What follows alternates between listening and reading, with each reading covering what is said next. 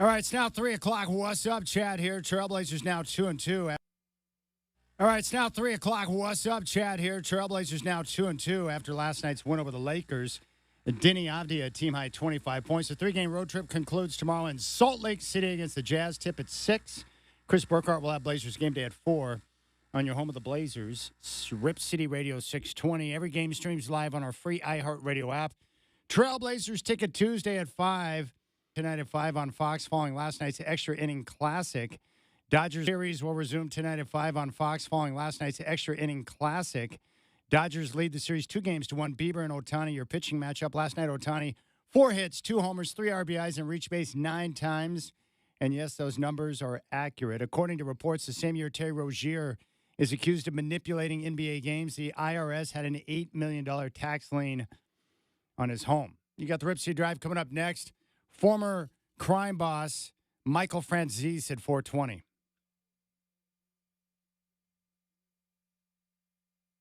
And they lead at 15-14. Ayton will bring it up. There is a whistle.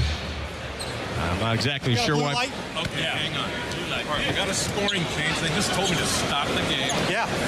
Blue light. All right. There is a scoring change.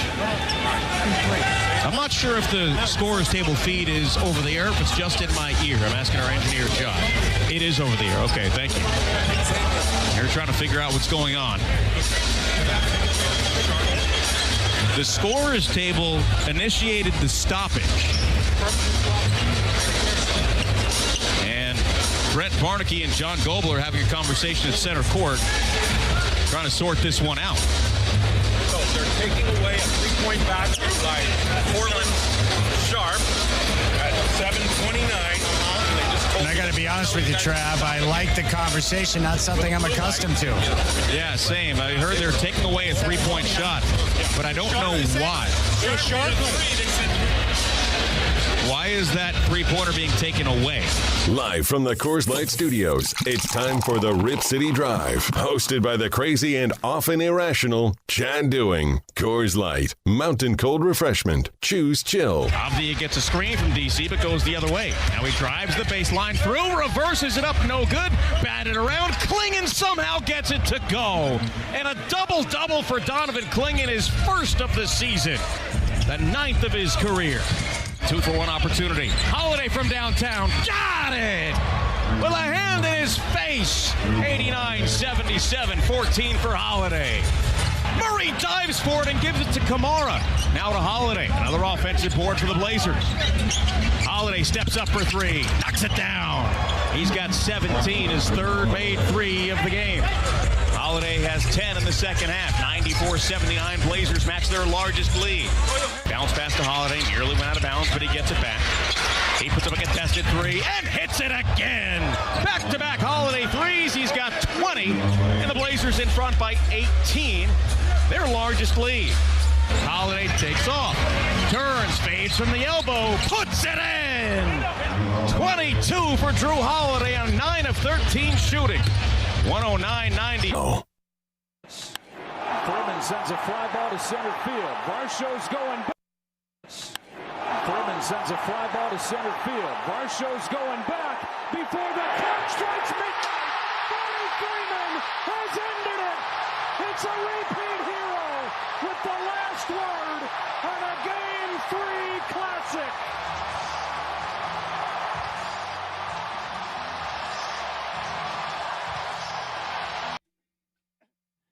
Last night was insane. Insane. Major League Baseball has provided some terrific high-drama moments in the postseason. We saw it with the Mariners and Blue Jays. We've seen it now with the Dodgers and Blue Jays. Just the different moments, the high-leverage situations. It's been wonderful. And last night's game was terrific. I don't know how you can watch that game and not be like, wow, 18 innings of high stress. I was exhausted. I was worn out. And keep in mind, that game ended well after the Trailblazer game did last night. And it started 2.5 hours prior. And the Dodgers somehow, some way get it done thanks to the bat of Freddie Freeman. Freeman sends a fly ball to center field. Varsho's going back before the clock strikes midnight. Freddie Freeman has ended it. It's a repeat hero with the last word on a Game 3 classic.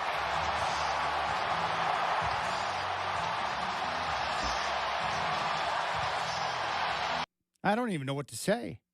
How about the work of Will Klein last night for the Dodgers? 4 innings of work, gave up just 1 hit, and was scoreless over those 4 innings to help preserve the victory for the Dodgers. A lot of times in these big playoff moments, you have situations where you can point to a guy. Now, I know everyone's going to point to Ohtani, who was unreal, like just an absolute freak, and one of the best baseball players we have ever seen in history. He was huge. He was so good last night that the Blue Jays were like, we're not pitching to you anymore, sorry. He got the Barry Bonds treatment. It's like, no, we're done. We've learned our lesson. We probably shouldn't have thrown the last pitch to you that you hit over the wall. We're not even going to risk it anymore. We're not doing it. It's too risky. You're going to kill us. And he did. And everyone will also point to Freddie Freeman, who, finally got the job done with the walk-off homer. But there's always that unheralded guy that rises up to do something that you don't expect, and that's Will Klein. 4 innings of work. He threw 72 pitches. His previous high in the game was half that at 36. And he was no hesitation, didn't need the pitch clock. He was get the ball and fire away, and he was being aggressive and attacking the zone. Awesome. And yet, at the same time that we saw all of these terrific performances and plays, there were also some mind-numbing mistakes by both sides. And what did I say about Teoscar Hernandez? He will absolutely lift his entire team with his bat. And then at the same time, he'll do something really dumb like he did on the bases last night. And then at the same time, he was part of that critical relay that saved the game for the Dodgers. You get the good, the bad, and the ugly with Teoscar. But that was a sensational game, and props to the Blue Jays. They're a scrappy bunch, and they're definitely game. I'm very interested to see what they've got in the tank for the game tonight. And how about Ohtani? Just going Babe Ruth last night, and after the game, he's like, I just need to go home and get some sleep because I'm pitching tomorrow. Wait, what? I'm sorry, did you say you're pitching tomorrow? Didn't you just murder the Blue Jays with your bat? Yes. And I'm also going to be the starting pitcher for tomorrow. It's insane. I don't even know what to say.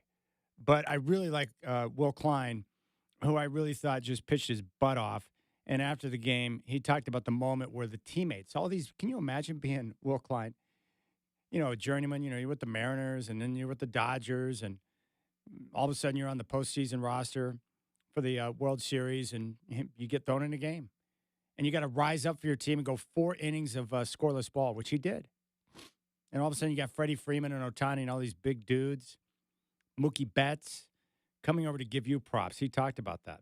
And then the Freddie celebration, and then they all go over to you and circle around you and celebrate with you. What does that mean? Do you just have them embrace you like that in that moment? I mean, that was so cool. I never, dreamed that anything like this would happen. So just, having the guys like Kersh, Freddie, Shohei, Mookie, like all those guys, like, kind of celebrating me for a second there was just insane. I don't think I could have, dreamt a dream that good. So that was crazy. Yeah, I don't think I could have ever imagined that this would happen. At the start of this year, I was still with the A's, and then, ended up with the Mariners, and then here, just even that was crazy. And then we were at home, and then, got to go to Toronto, get added, and I was excited for that. And then now, like, you don't ever expect these things, but, you got to stay in it, mentally and physically, and just in case. And, you never think it's going to be like this crazy, but just being able to stay ready and, help the guys that have worked their butts off for this. And Will, you threw 72 pitches tonight. Your previous career high was 36. Just how are you feeling right now? Just your level of exhaustion, and just what were you feeding off to kind of get through this? Just, pure adrenaline. Just that I had that thought in my mind that we weren't going to lose this game. And so each time I went out and, I felt my legs were tired, I'm like, well, who cares? Like, no one else is going to care that my legs are tired right now. The hitter doesn't care. So why should I? And putting up a 0, we're not losing this game, So that's kind of what got me through it. And then, yeah, Freddie. Yeah, Freddie. Didn't want, and keep in mind, the Atlanta Braves are buffoons. They didn't want Freddie. Keep in mind, the Atlanta Braves are buffoons. They didn't want Freddie and they could have had him. And he wanted to stay. He loved it there. And they let him walk to the Dodgers. Idiots. Good job, morons. Way to let an absolute class guy and big-time player walk out of your organization. And from what I was told by people in the know, that Freddie he's basically Major League Baseball's version of Drew Holiday.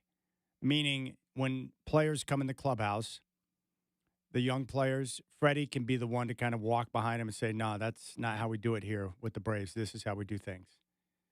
So you get the leadership, you get the community involvement, you get a great family, a great man, and a great clutch baseball player who's a darn good hitter. Now, we don't need that. Now, just let him go to the Dodgers. And LA's like, okay, we'll take Freddie. Morons. Same thing with Mookie Betts. And I love all these franchises around baseball that whine and complain. Oh, how are we supposed to compete with these teams that have all the money? I mean, here's the truth.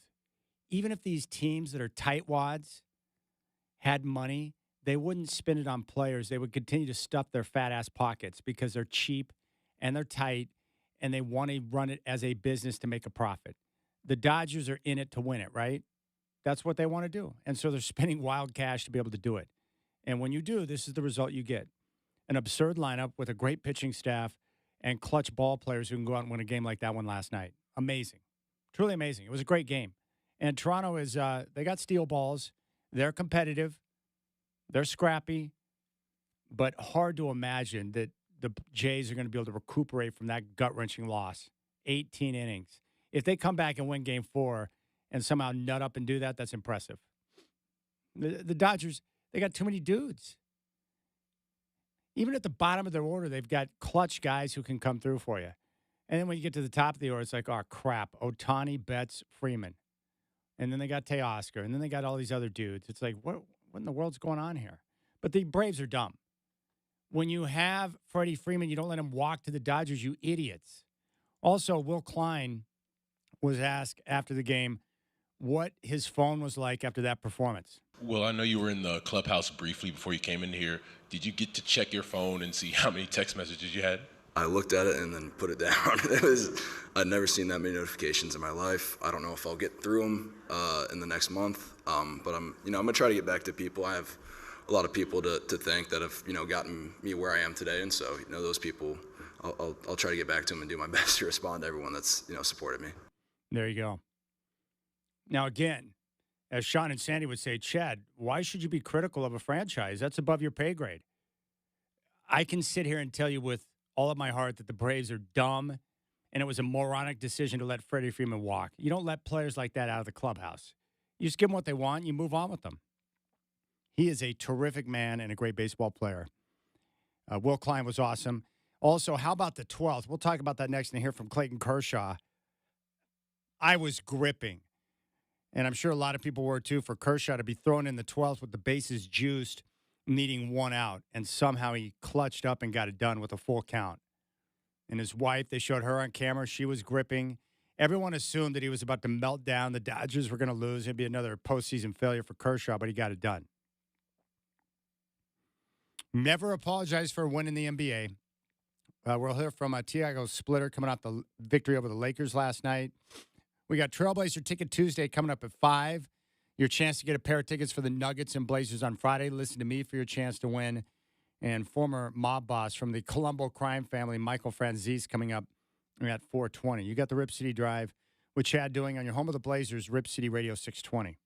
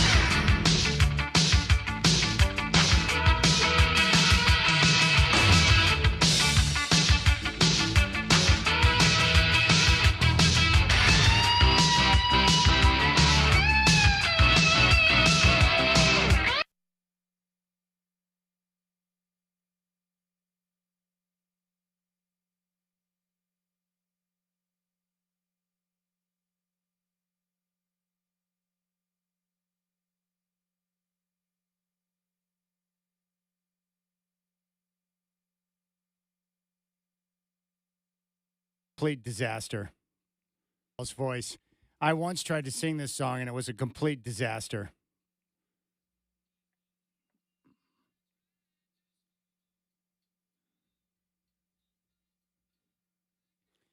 It's just one of those songs you want to sing one-on-one.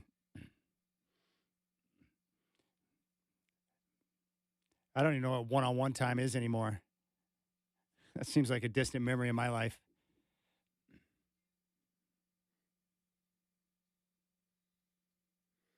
All right, telephone number 503-248-0620. I am good for driving kids around town. Just jump in my car. Where do you need to go? My daughter rolls up on me the other day. She's like, hey, I think I need a Dodge Charger. I just looked at her calmly and said, that's not happening. You're not getting a Dodge Charger for your first car. No offense. Dodge Charger? But why not Corvette? Why not just go Ferrari there? Are you kidding me? Anyways, my rankings, my current child rankings are still the same right now. Or did I mix them up? I don't know if I mixed them up or not, but my current rankings as of yesterday, Isaac surprisingly is number 1. Kaylee is number 2, and Puppy Shots moved into number 3. He had a free fall after he decided to pass gas in my face last night. And so there you go. That's the current child rankings. Isaac 1 because he's been surprisingly good and not annoying of late. Kaylee number 2 because she thinks the dishwasher somehow magically removes all materials with no pre-wash. I think if you put stuff in the dishwasher without the pre-scrub or the pre-wash, you're a loser. And I've been trying to explain that to her, but she just doesn't listen. So that drops her into number 2. But Puppy Shots, what he pulled on me last night, it was like, come on, man. Like, I give you everything. You get the treats. You've got endless amounts of toys. You get to go on buy-buys. You have everything you want, and you choose to do that to me?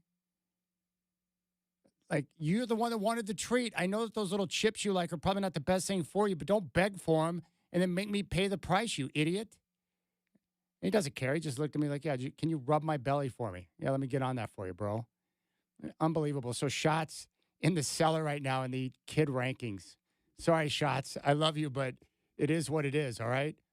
You should feel bad. If Isaac's 1 and you're 3, that means something really sideways there. Something's gone sideways for you, Shots. So there you go. And Isaac's on me about road trips right now. He's got some wild ideas. That almost dropped him to number 2. Almost. But again, Shots with one little silent gesture moved himself to number 3 quickly. We got Trailblazer Ticket Tuesday coming up at 5. I got tickets for the Nuggets game. And all of a sudden, every Trailblazer game suddenly looks like delicious because of the way they're playing right now.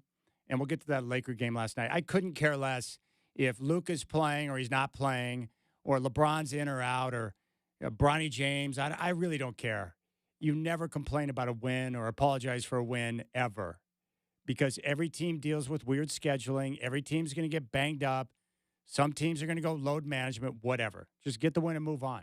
And if the Blazers get this win in Utah tomorrow night and move to 3-2 as they come back home for Denver after the schedule they've had, that's pretty good. And I also like the way they're playing defense right now. Relentless energy. And after a horrendous first half, the officiating's garbage. And the sloppy play, 2 teams coming off back-to-backs, or second night of a back-to-back for both teams, not good. In fact, last night was a perfect example. Send the film to the league office, and it might get them to just end back-to-back situations for teams because of the quality of play. That first half was rough. Too much stoppages, too many fouls, too many bricks, not good quality basketball. Come on, man. And I know people want the 65-game schedule. That ain't happening, because to forfeit games or to give away games means you're giving away money. And I don't see a sports league that's looking to not rake in the cash. The NFL prints money, and they're still looking for more money. That's why they're putting these games overseas now. What, because many billions is not enough? You greedy clowns. You just wait. The Super Bowl is going to be in London one day, and we're going to feel like we got the shaft on that one. Anyways, I want to talk about Clayton Kershaw for a moment, because I really got nervous for him when he went into the game last night. 12th inning, the bases are loaded, and Clayton Kershaw, who suddenly is now a relief arm, a relief pitcher, comes into the game. And a million thoughts went to my mind in like 10 seconds. It's like, I can't believe that Roberts is going to put Kershaw in that situation because the chance of a mistake or there's so many things that could go wrong. And then what's it going to do? It's just going to continue to feed the narrative that Kershaw has been a failure in the postseason. But, of course, what I like about Kershaw and big-time players, they want that moment. They want to be there. They want the chance to go out and succeed. So he came in and got the job done and got the out. Very easily could have been a walk. There was a full count. But I was gripping. And you could tell when he ran onto the field out of the pen, Dodger fans were gripping. And then I took a glance at social media, and people were predicting the demise of Clayton Kershaw. It's almost like you could feel it. It's like, uh-oh, something bad was going to go down. But it didn't, and he got the job done. You see a lonely spot for one of the greatest pitchers ever, and Clayton Kershaw wondering when his number might be called. And with the bases loaded in the 12th inning of a World Series game, Clayton Kershaw comes out of the Dodger bullpen. Kershaw tries one more time. Bouncing ball to second. Edman hurries over to first in time. Tommy Edman, another play on defense. And Clayton Kershaw like he's never done before. What a play by Tommy Edman on a slow roller to the right side. And the glove flip to cap off a scoreless 12th as Clayton Kershaw leaves them loaded. That was a great glove flip there by Edman over to Freeman at first for the out. But he got it done, man. Kershaw, jeez, I was gripping. Anyways, after the game, he had a chance to talk about that moment and how his wife is not adjusted to relief pitcher yet. Clayton Kershaw, one word to describe what we just saw that game. Oh, it was the best. That's just what a game. What a game. Just all the way around. We did that 6 years ago against Boston, and Muntz did it then, and Freddie did it now, but just so many people contributed, our whole team, and holy cow, that was nuts. Yes, it was. And the 12th was nuts as well. Bases loaded. Take me through what you were trying to do with Nathan Lucas. Yeah, I just tried to stay ready down there, and thankful to be a part of it. Got my number called, and got an out. And so I'm sure we'll have to get ready tomorrow, but that was a big out, and happy to do it. How did you stay so ready? You were in the bullpen forever. I warmed up a lot. I was loose. You did. I was loose. I threw enough pitches, but that's the life of a bullpen guy. I'm learning, so I'm getting ready. You're a bullpen guy now? I'm a bullpen guy for 4 more days, and then I'm out. You know what? I was thinking about you being out, and 18 years ago when you walked in these doors, Clayton, when you walk out for the final time, what will you look around? What will you think about? I'll remember moments like this. It's too hard to think about right now, but it's just so special. This whole place is unbelievable. I can't believe I'm getting to be in another World Series at Dodger Stadium, and memories for a lifetime. You're a legend. You need to check on your wife, by the way. And the 12th, I saw her. She was not well. I know. She's not reliever ready. She's starter ready. She's not reliever ready. So I'm going to go check on We're her. breaking her in. Congratulations. How cool is that? Props to Clayton Kershaw for getting the job done. Very impressive. Oh, my goodness. That game coming up here in about an hour and a half. The teams should have just stayed on the field for the next game. And I saw a tweet last night that said, has Game 4 of the World Series ever begun before Game 3 ended? I thought that was pretty funny. Ridiculous. 18 innings. It just kept going and going and going. But the pitching on both sides to get to that point was pretty sensational. And the Dodgers were actually warming up Yamamoto, who just pitched like 2 days ago. And I thought that was a bunch of crap on the TV broadcast. They had interviewed Roberts, and he said he was about to go to a position player. No, he wasn't. It's never happened in the World Series. Even for Roberts, that would be absurd. What are you going to do? You're going to put Kike out there and let him throw a few sliders? Are you kidding me? No way. So Yama was warming up. He would have gone in, whatever it takes. And, oh, by the way, Ohtani's going to the bump tonight. So based on what we saw from Ohtani last night, is he about to throw a no-hitter? That'd be the all-timer. And I'm pulling for that tonight. I want Ohtani to go no-hit. I want him to go 7 innings of no-hit ball and then watch Roberts pull him from the game. Well, we got to protect Ohtani. Oh, my goodness. What a game. All right, Trailblazers got the win last night over the Lakers in L.A. Hideous ball game for the most part. But in that second half, the Trailblazers really started to crank up the D. They got 13 points off of that. That's where the game started to change. Had a big run in the third. Got some sensational 13 points off of that. That's where the game started to change. Had a big run in the third. Got some sensational play late third, early fourth from Drew Holiday. And then the Blazers get the win. Double-digit victory on the road in LA against the Lakers. They split the two games against the Clippers and Lakers, and they're now 2-2. I mean, it was pretty awesome. Here's Tiago Splitter after the game on the win. A lot of good things. The resilience of, playing tired and pushing is not easy in a back-to-back like this. Both teams were tired, but they, again, play extremely hard. Knowing their conditions and guys, they use the whole tank there and that's what I'm most impressed with. I was impressed. A good effort once again from the group. I love this too. Splitter was asking, what else stood out? And he gave some props to Donovan Clingan, who had 16 points, 14 boards, 2 blocks. Yeah, I think low-key, Donovan was great tonight. He protected the rim. He got, how many offensive rebounds? He had 7 offensive rebounds. He got a lot of second chances for us, 14 rebounds total. He was awesome. He's developed just from last year to now. He lost, 20, 30 pounds from last year. He's just in a better shape. He's shooting the ball better. The threes, in practice you can see, right? He's shooting well the threes, shooting well the free throws, getting more confidence to finish around the rim. So he's improving a lot. Donovan Clingan was terrific.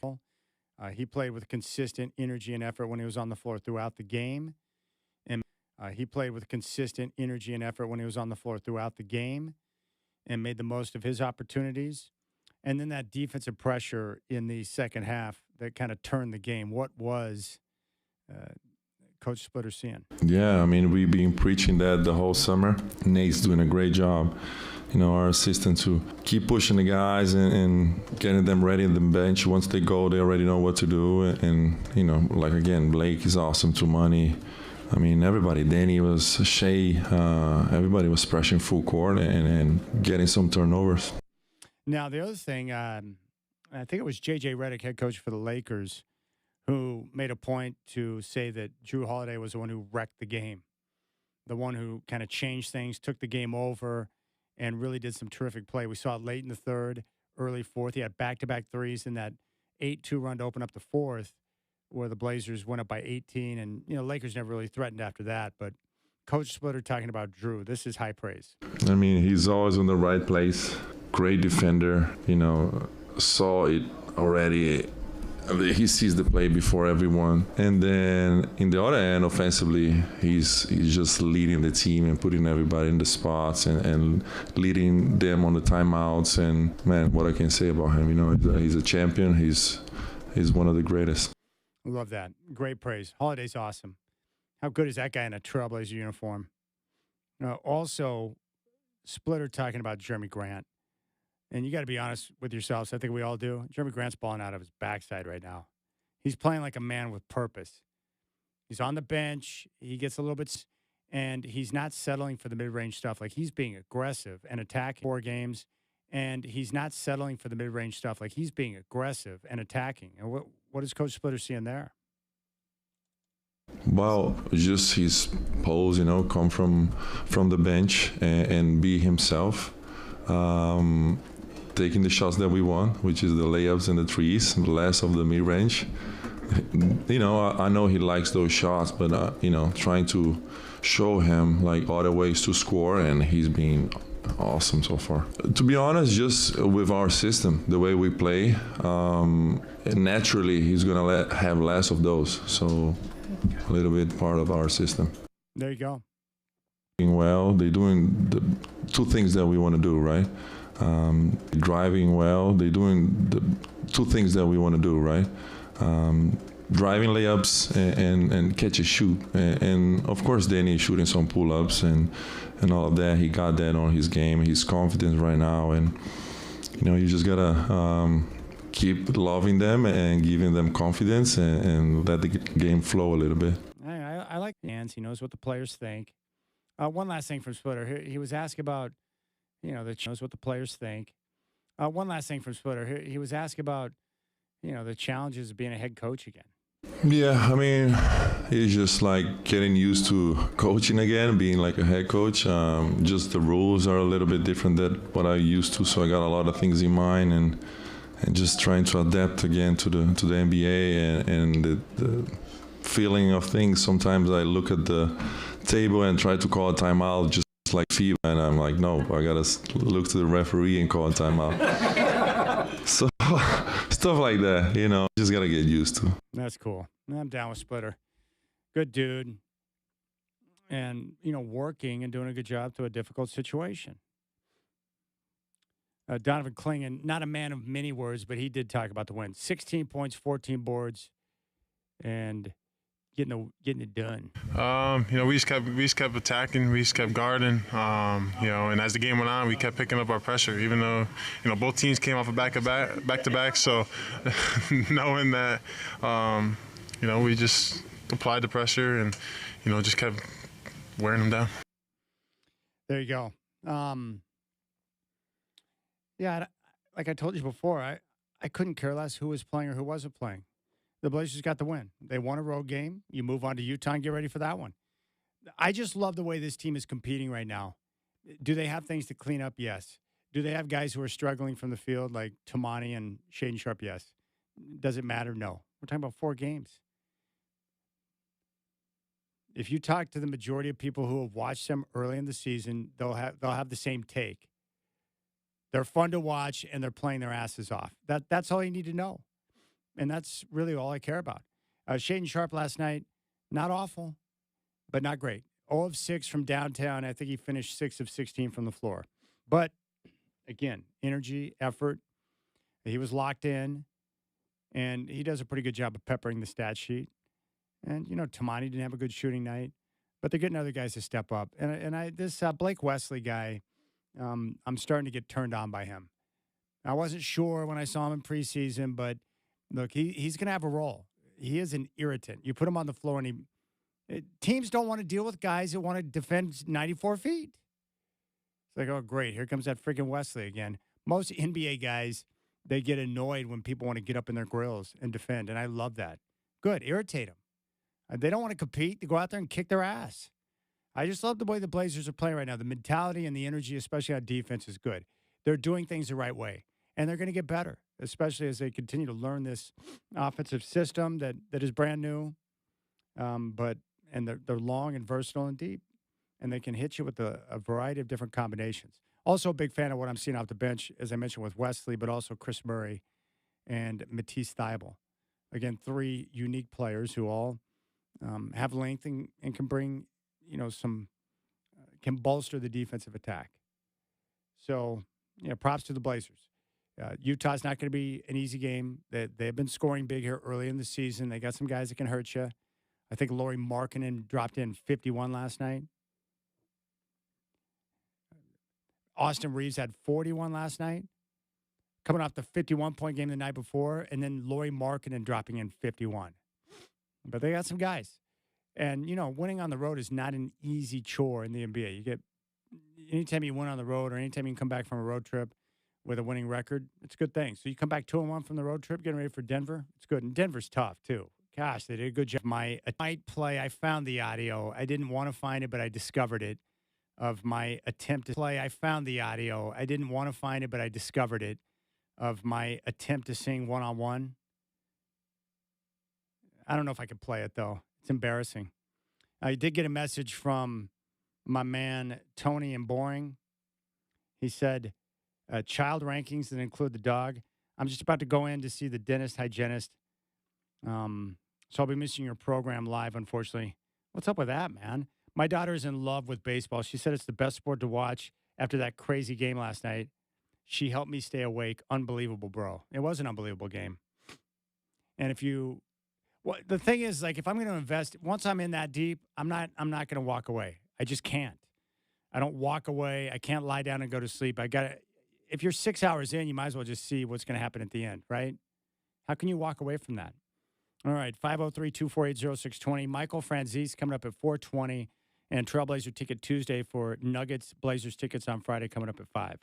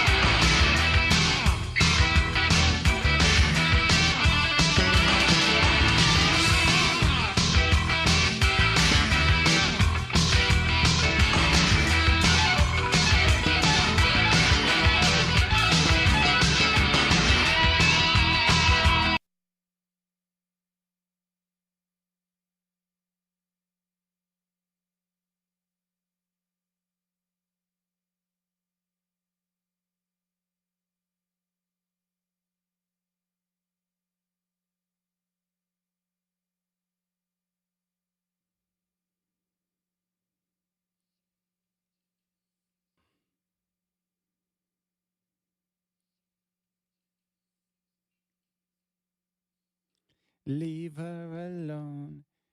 See, Shacker, I know what he's doing right now. He's trying to play songs that he thinks will encourage me to sing. I love this song. Benny Mardones. I really believe this is one of the all-time great vocal performances in a song. And yet it's also got the creepiest video in music history, too. So it's like incredible vocal performance by Mardones. And yet he also is the man behind the creepiest video of all time. But when you get towards the end of this song, the vocal effort that he's putting into this song, it's mind-blowingly great. All right, 503-248-0620. He also charted the song at 2 separate times because it's such a great song.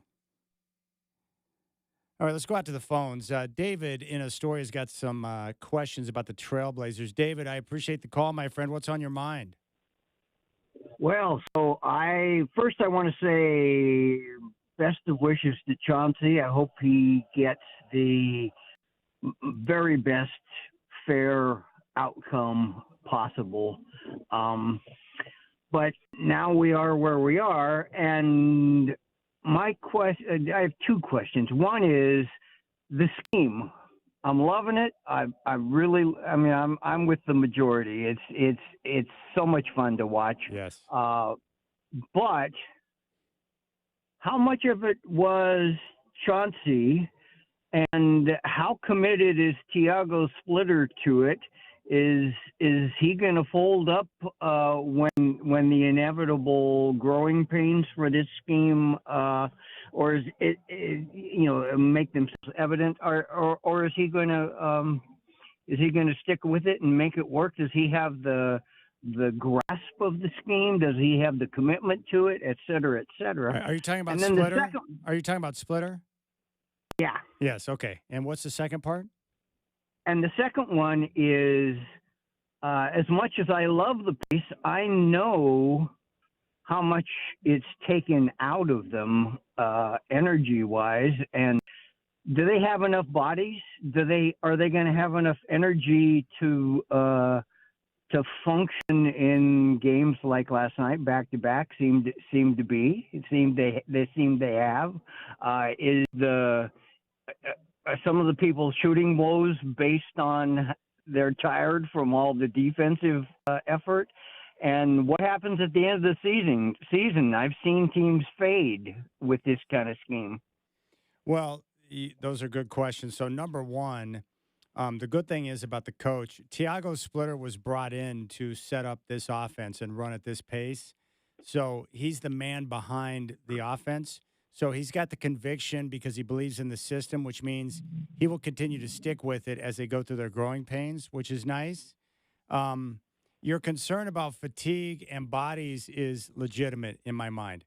Now, what they believe is that they have, 10 guys essentially that can go out and play good minutes for them. And so what you've seen early in the season are frequent substitutions and getting different guys on the floor to provide rest. For some of the older players, you may see occasional nights off like we saw from Matisse Thybulle last night. So I think what they're going to do is continue to play 10 guys, give rest to some of the vets where needed, but the idea is to continue to play at this type of pace. And we have seen teams that have been able to do this for long stretches over the course of multiple seasons, like the Suns under Mike D'Antoni, for example, or Don Nelson with the Warriors. So it can be done, but it does require the team to take care of themselves, be in good condition. But obviously we see the fruits of their labor. When you play at that pace, most teams aren't prepared and they just don't know how to deal with it. They create all sorts of problems out there. Yeah, appreciate that, David.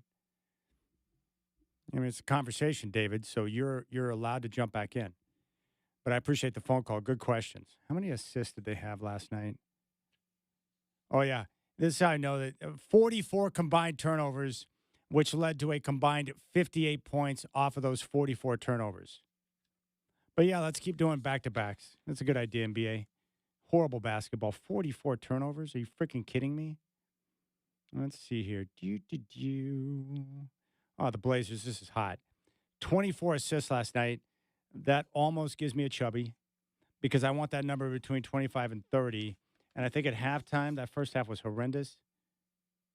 They had 7 assists at the half. So they had 17 assists in the second half. That's a good number. See, well, I think what happened is in the first half, it was a choppy game. There were a lot of turnovers. The Blazers were tired. You could see that. But once they kind of woke up there with the pressure defense. But that's the other good thing. I've been talking about this for years. You guys probably get tired of me saying some of these things over and over again. But what do I always say about the NBA season?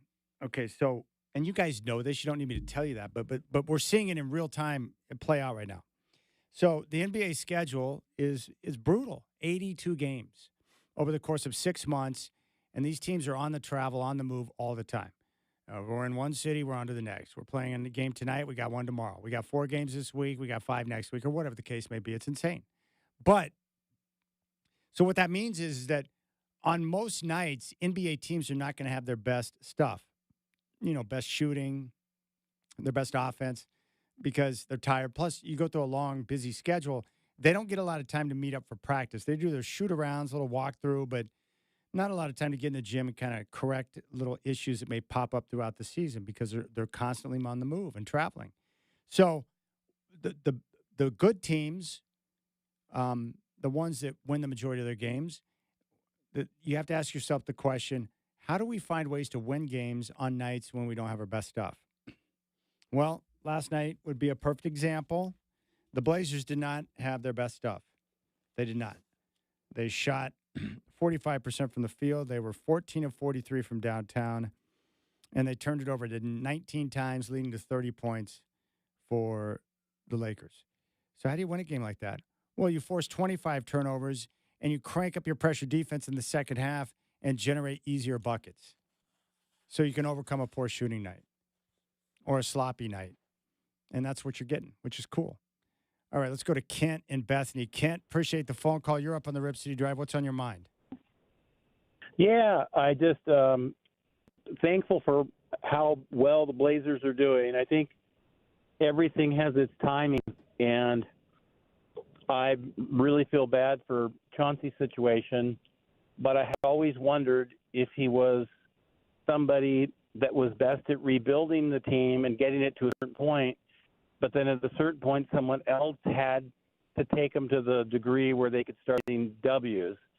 And I, as much as I hate to say it's a blessing in disguise, but I think this coach who, learned under our coach down in Texas, so, world renowned and good, I think the whole thing is the Blazers are just going to take off and do surprisingly well.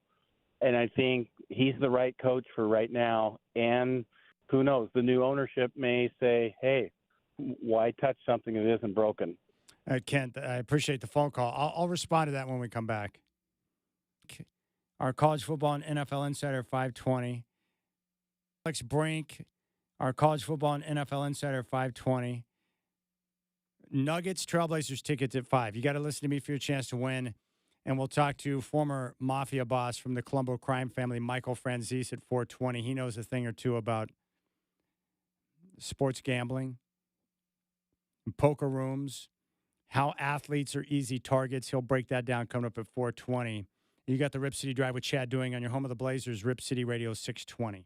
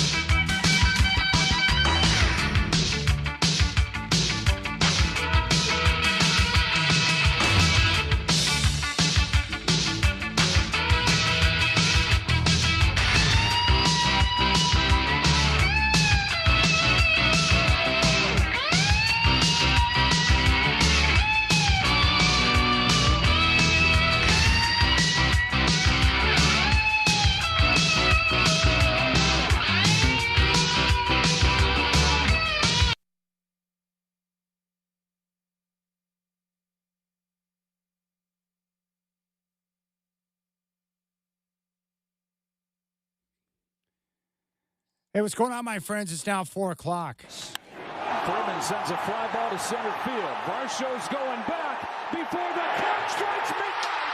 Freddie Freeman has ended it. It's a repeat hero with the last word on a Game 3 classic. World Series going to resume tonight at 5 on Fox following last night's 18-inning classic. Dodgers lead the series 2-1. Bieber and Ohtani, your pitching matchup. Ohtani last night, 4 hits, 2 homers, 3 RBIs. He reached base 9 times, and he'll get the start tonight. Elsewhere, the Blazers 2-2 after last night's win over the Lakers in Los Angeles.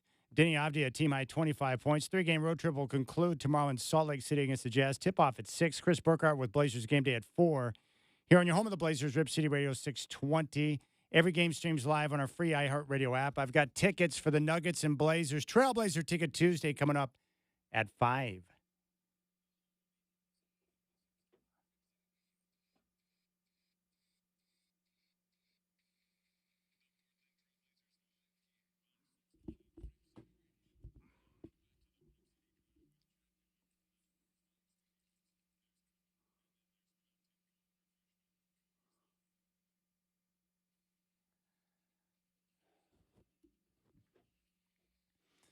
It's pretty amazing. We got a modern-day Babe Ruth in the World Series right now.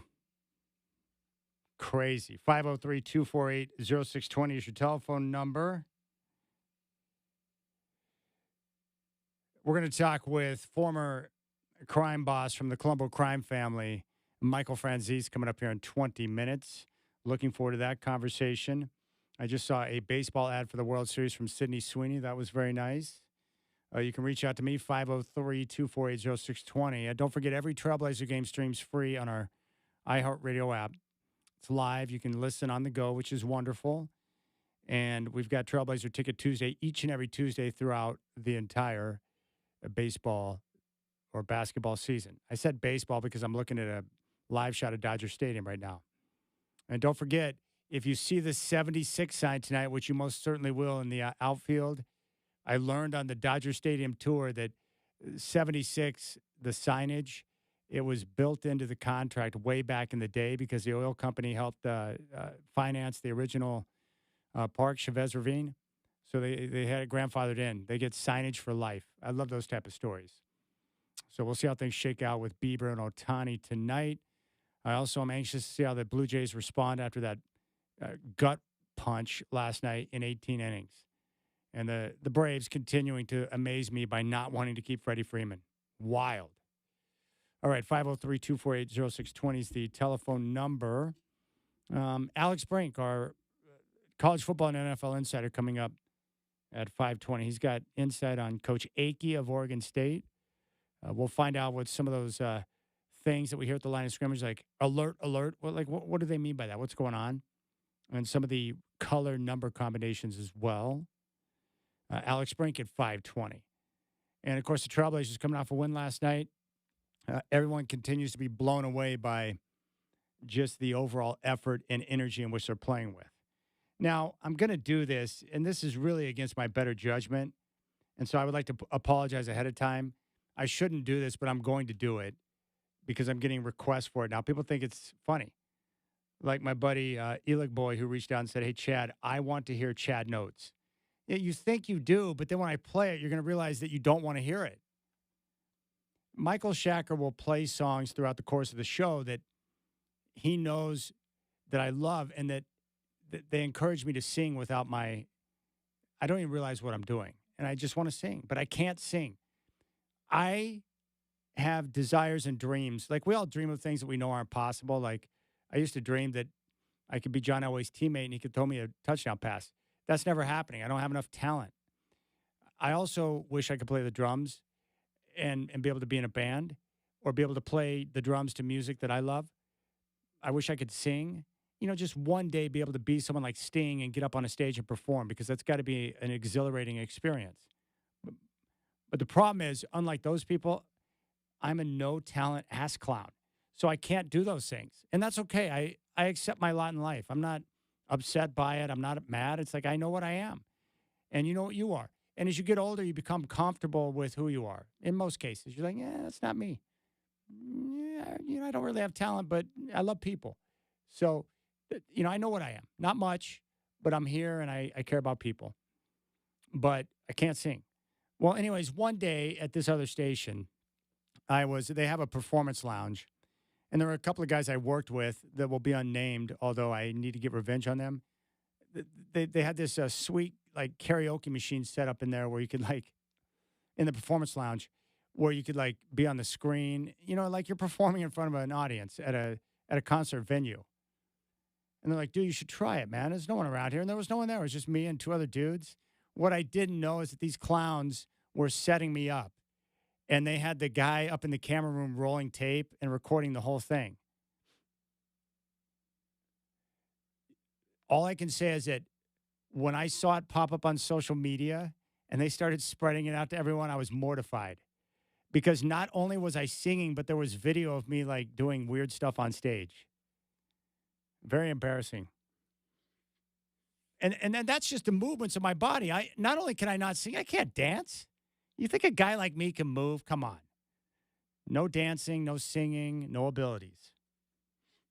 Like my dad can build a house. He can build things with his bare hands. He can do electrical work. He can fix a washer or a dryer. He can do this. He can do that. He can do everything. I think I'm going to carve stuff. I'll just get a wood lathe. Do you know what would happen if I tried to use a wood lathe, for crying out loud? I'd end up with a hole in my hand and have to be rushed to the emergency room. I have a lot of, what do they call that? Insecurities. I have insecurities as a man because I can't do things. I have friends that can build houses and stuff. How do you learn how to do that? I'm just going to build a house. It would take, I could start from now until the end of time and I'd look like Noah trying to build the ark. At least he got that done. I'd be sitting there. I wouldn't even know how to pour a foundation. There would be no foundation. Anyways, here's my attempt at being Chad Notes. And I apologize.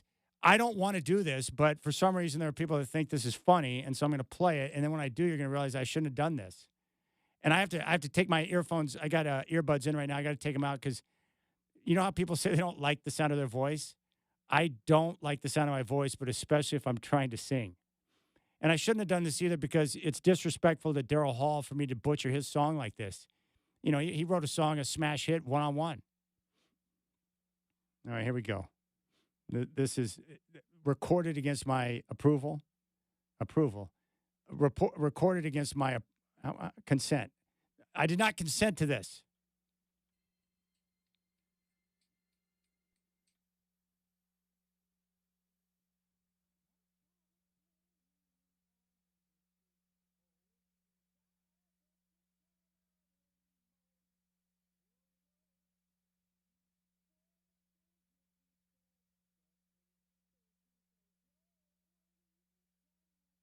I can't do it. I do like the whoa, whoa in there, though. That's really nice. Good, smooth, Chad. Very smooth. It makes my skin crawl.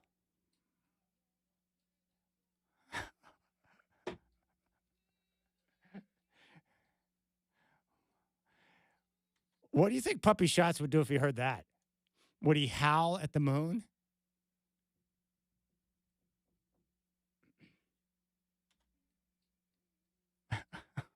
What was I doing there? Ooh, I don't even know what that is. That's not even a note.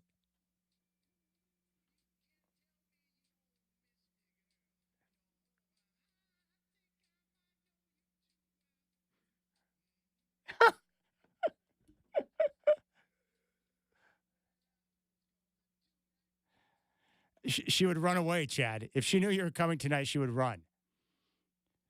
Okay. Now was that good? Are you happy that you got Chad Notes? I told you I shouldn't have done that.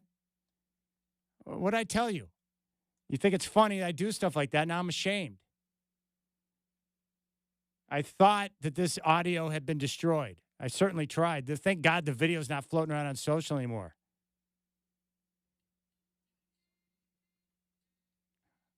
I don't even know what that is. I'm not going to play it. It's not audio safe, probably. There you go. Whoa, whoa. What was it? Whoa, whoa. Oh, my gosh. I'm ashamed. Oh, yeah, Chad. I want to hear Chad Notes. No, you don't. Whoa, whoa. It's so bad. I told you. What did I say? No talent. How do I know I'm a no talent ass clown? Listen to this. Okay, there you go. I'm never going to play that again.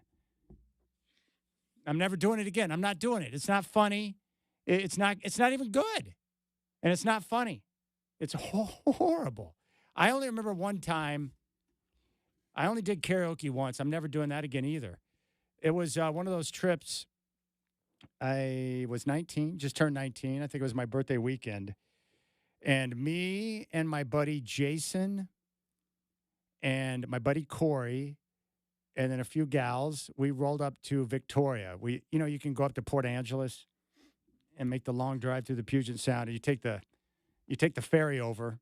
So you hop on a ferry and you take it over to Victoria, and then we hung out there. I think the main reason why we thought that was a good idea is because the drinking age was 19. And so we did. And one night at the hotel, they had like some type of big karaoke bash.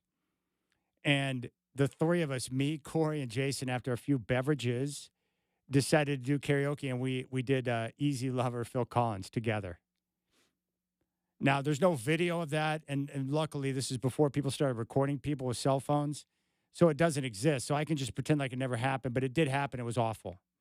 And then what was really bad is that I think Corey's girlfriend wasn't supposed to be up there, or she, one of those, well, I'm going to be here, but then you end up in Canada with your boyfriend type of a deals. Raise your hand if you ever lied about your whereabouts on a Friday night when you were supposed to be at your buddy's house, but you were somewhere else. I've never done that before, but I've heard of that happening with young kids. So we went on a moped ride. You can rent mopeds up there. It seemed like a good idea at the time until Corey's girlfriend got in a little wreck, and she had to go to the hospital. We had to go to the hospital. Then they had to contact the parents. That pretty much destroyed that trip. So there you go. It was probably the karaoke that set the bad luck for the trip, which caused Corey's girlfriend to wind up in the hospital. That didn't go well. Just everything went wrong. Whoa. What was it? I don't know which is worse. What's the Yeah, that's just a big bowl of wrong right there. All right, good. Thanks. Thanks for ruining Alec Boy. I appreciate that. Thanks for ruining that segment. And thanks for shaming me for life. And I probably ruined that song. And here's Easy Lover. This is nice. I do wish I could sing this song. It's a badass song. Philip Bailey and Phil Collins getting after it. A great video, too. But I can't sing like they can. What I love about this song, though, is that it still sounds fresh. Like it's from today, but it was created many years ago. Whoa. All right, we'll come back. Michael Franzese, former crime boss in the Colombo crime family, going to join the show. You got the Rip City Drive with Chad Doing on your home of the Blazers, Rip City Radio 620.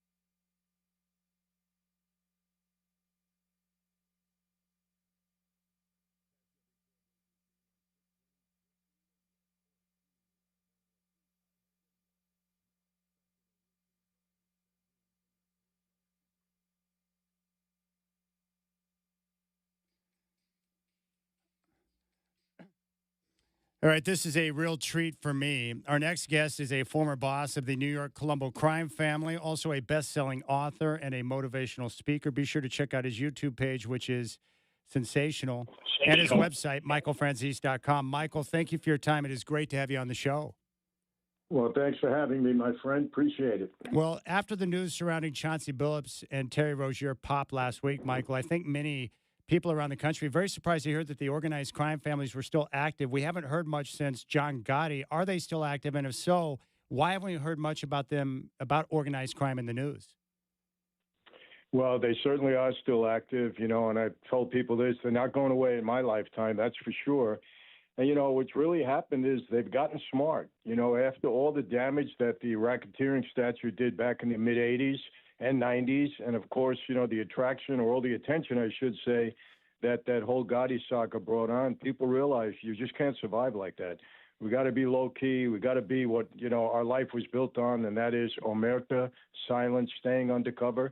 And that's what they've been doing. And, so they're not going away. And I guess this was kind of a wake-up call to everybody to let them see that they are still around and still active. I know you were recruited by the NCAA and all the other major sports leagues to speak with the athletes on the dangers of gambling and organized crime.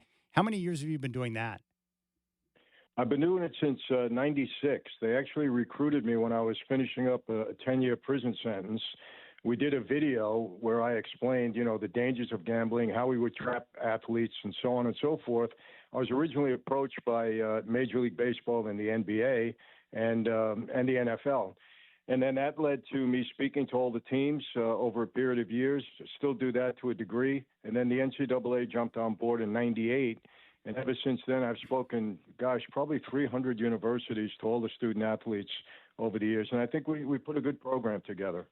Yeah, I think your program's terrific. So I'm curious, when you talk to the athletes, especially those who are in college, how many of them hit you up privately or off the record to express that they have a gambling problem or some type of issue they're in? Is it widespread? This is the sad thing, and I really mean this. I always tell them when I finish up my talk, I say, listen, I don't answer to the NCAA or to the coaches here. I'm my own guy. If you got a gambling problem or you know somebody that does, email me. You don't have to give me your right name or anything like that. If I can help you, I'll help you. This is a very sad statistic. By the time I get back to my hotel room, I have emails from the students that were at that seminar, and a lot of them are struggling. And look, I believe it's only going to get worse. I've been warning the leagues or advising the leagues now for years. The more access that you have to gambling, the more people that are going to gamble, and the more you're going to see people having problems, especially in the world of sports where these athletes are so competitive and it's an adrenaline rush for them to gamble. I've seen it all my life, and unfortunately there was a point in time when I took advantage of that also with them. Yeah. So what is your basic message to the athletes? Does it say, hey, look, don't get involved? Like what's the overall basic message you're trying to get to them? You got to really speak to them hard. You can't soft stroke anything. And I tell them, don't be a sucker. Don't let anybody take advantage of you. Gambling is an addictive, vice, unfortunately. It's like drugs. It's like alcohol. If it gets into your system and you have that, personality characteristic, you could get hooked. And once you get hooked, it becomes a real problem because in gambling, you always think, oh, you know what? I can make up for it. I can chase the next bet. The next team is going to win it for me. The next card game is going to win it for me.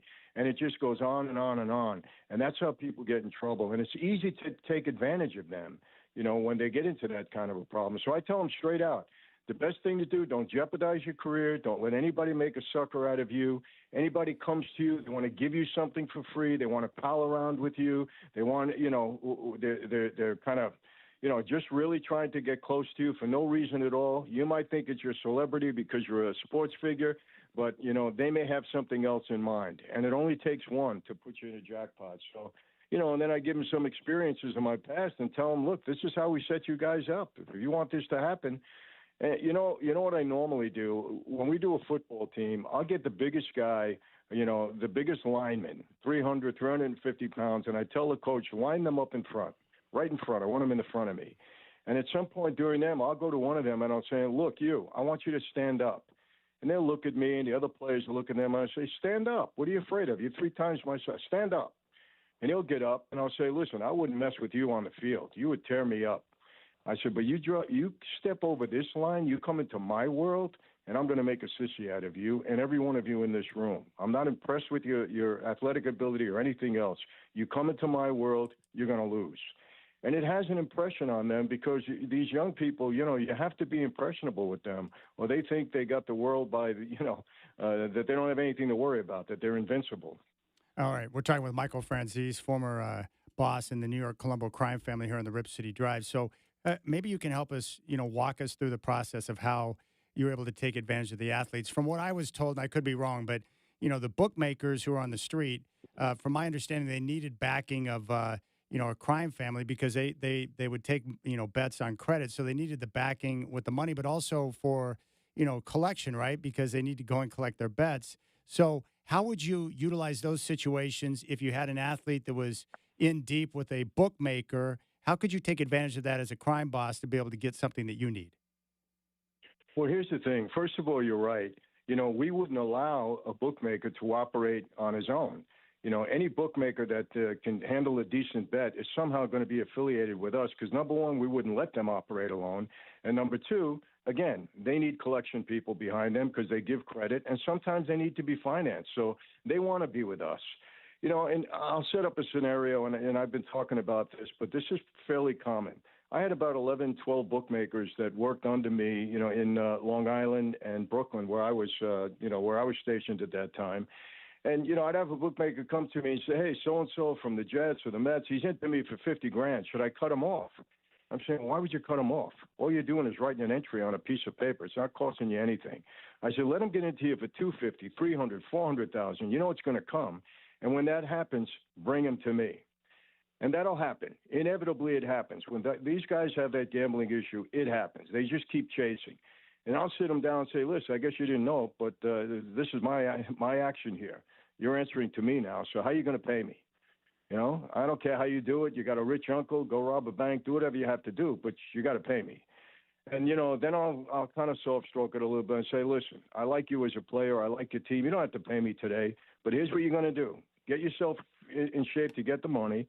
I said, but from now on, every Monday, after Sunday's game, you come here and you're going to pay me 2% a week on the outstanding balance. And I want it in cash. And don't miss a Monday. They want to just get out of the room. But what do? Inevitably, they're going across town to find another bookmaker because on the next bet, they think they're going to win and they'll be able to pay it off. And before you know it, they're in very deep because we have a network. We know who's gambling all over town. And then they'll come back to me and I'll say, okay, we know what you're doing. How are you going to pay me? Well, I can't. All right, well, here's what you're going to do. You're a quarterback. First 3 times you get that ball, you put it in the hands of the other receiver, the other team. You're a halfback, running back. First 3 times you get it, put the ball on the ground.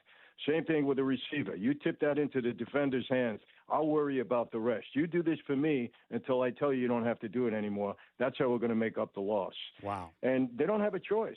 They don't have a choice. And they're scared at that point. And, that's one way. You get a situation, I've been asked this quite often, why would a guy like Chauncey Billups, it's very sad because, I respected him as a player, he's a great player, but why would a guy like Chauncey Billups get involved? Well, what people don't understand, these guys make millions of dollars. They're not satisfied betting $100 or $10,000. They bet a lot of money, and then they lose a lot of money. And before you know it, they're in the red for $3, $4, $5 million. Well, they're not making that up on the field. How do they make it up? Well, I can make it up with gambling issues. So, they get close to somebody. Before you know it, they're using Chauncey to bring some fish into a card game and trying to fleece them so he can get half the action and get his money back. You would be surprised. I think everybody thinks that, we used to go up to these players and put a gun to their head and say, hey, you're going to work with us or else. No, they get themselves in trouble. And a lot of times they want to work with us. We hang out in the same clubs as them. They're attracted to guys like us that carry themselves the right way. And friendships evolve. And then before you know it, you're doing things together. It's not uncommon. And a lot of these guys, they came from a street background anyway, so they're not scared away from us. They want to be around us. All right, so can you give me the psychology on this for the athletes? We know athletes love to gamble. They've been doing it forever, and they love card games and so forth. Is it the money or the competition? What is it they're pursuing? is definitely, gambling is an extension of their competitiveness. Yeah. It raises the stake in any competition that they're in. It's an adrenaline rush for them. This is what they love. What I can't understand, honestly, and I've told them, the more access that you have, that you give people that have a personality conflict where they could become addictive, the more access you give them to a situation where they can have a problem, the worse it's going to be, the more widespread it's going to be. Last week, I believe it was, that the NCAA said now that college athletes can gamble on pro sports. Can you believe that? I really can't. And I'm saying, what's the reasoning on this? And they're saying, well, they want them to have the same equality as their peers on the campus. I mean, give me a break. Well, Michael, Really. that goes right back to the access you were talking about. The easier the access, the more trouble these guys are going to get into because, like you said, even if they're not manipulating college games, if they start betting on pro games, how many of these young men, which tend to be the ones predisposed to having a gambling issue, are going to get in too deep, and that's where the problems come from? Absolutely, and it's not only that. You're making gamblers out of people that didn't gamble before, and I'll tell you why. I'll give you an example. When off-track betting came into New York, where you can bet, on the track, you don't have to be at the track. You can bet in places that they put up storefronts all over town. Well, the cops came to us and they said, hey, we're going to put you guys out of business because now it's legal and we can have these people. They'll come to us now. And we said, yeah, let's see what happens. Well, what happens? People that never gambled before, they would only go to the track and gamble. They didn't go to bookmakers, but now they can go to OTB. They do it before work, on their lunch hour, after work. But what happens at OTB? You got to put down your credit card or you got to pay cash at the window. Well, when they lose, and they normally do, what do they do now? Now they start looking for the bookmaker. They actually increased our business because they had more access to gambling, and therefore their losses were bigger than they were before. And they don't understand that mentality, or maybe they understand it and they don't care because they're making money, all the leagues and the NCAA.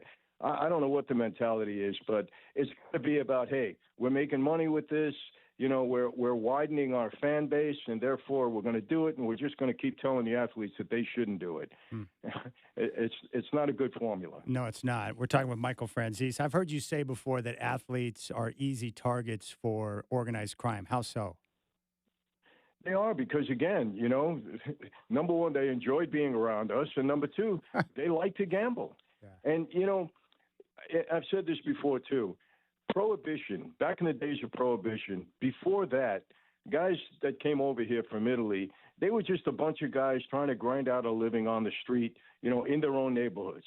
Prohibition comes in, bang. That's what created Cosa Nostra in this country. Gave us the money, gave us the power, gave us the organization, right? But that lasted, 10, 11 years. Great. Comes and goes. I was in the gas business. I pulled a scam defrauding the government out of tax. We got a 7-8 year run out of it, and that was gone. But gambling has always been the main business of the mob, and it always will be. They know it. They love it. They're good at it. They're going to be very innovative like they are with these card machines. Somehow they got involved in that. No surprise to me. And the more access you give them to possible victims, the bigger their business is going to be. They're never going to get out of it because they love it and they're too good at it. Hey, Michael, when you were in the life, did you used to pay people to get access to athletes? Well, not only did I pay, I think you know the name Norby Walters, right? Yes, sir. Yes, I do. Okay. He was an agent for college athletes. Him and Lloyd Bloom, who was an ex-football player, college football player, they formed an agency.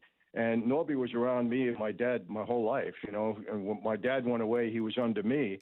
And I gave Norby $250,000. He was representing these athletes for their pro career. And I did it specifically to get access to the athletes.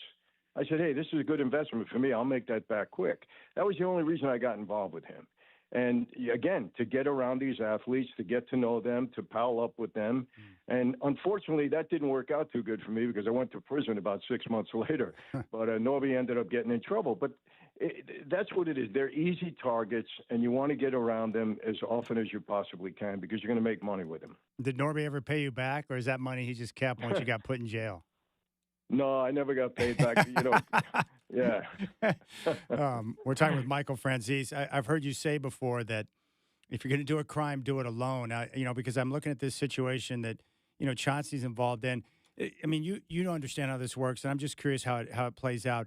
Does this start as like an illegal sports betting investigation, and when they start phone tapping, they uncover information about the card playing and so forth, or do people start singing when they get informants? Like, how does this all play out to where they have, multiple investigators involved, and they have, a card playing and illegal sports betting? How does that play out? Well, let me tell you, I read here that there is somebody, whether he'd be an undercover person or an informant, one of the two, that has 3,000, something like 3,000 either taped phone conversations, text messages, 3,000. So you got an undercover informant or an undercover agent working on this, and this is why this has become so widespread. They just let him go for the past year or however long this investigation was. But let me go back to, you remember Tim Donaghy? Yes. The referee, the NBA referee. Well, you know how he was found out? There was an investigation that had nothing to do with him in New York. It was an organized crime investigation, and they had the phones tapped. And one guy happened to mention, hey, there's this NBA ref. He's in another city. I think it might have been Boston. I don't remember. He's in another city. That guy just tipped them off, and that's how this investigation started, and that's how they got to Tim Donaghy. It was an unrelated investigation. The more people you have in any kind of a deal like this, the more chances you have of this coming to the surface and law enforcement finding out. You cannot do something so widespread like this. The one thing that not shocked me, but really surprised me, is when I heard that there were members of all 4 of the 5 families that were involved in this. This had to be a pretty big thing going on, because normally you don't have that. The last time I heard where there was cooperation among 4 families in New York was going back to the commission trial, when it was all about the concrete, when we were all involved in that. All the families were involved in that. But that's widespread, that's big dollars, and there's a lot of people involved.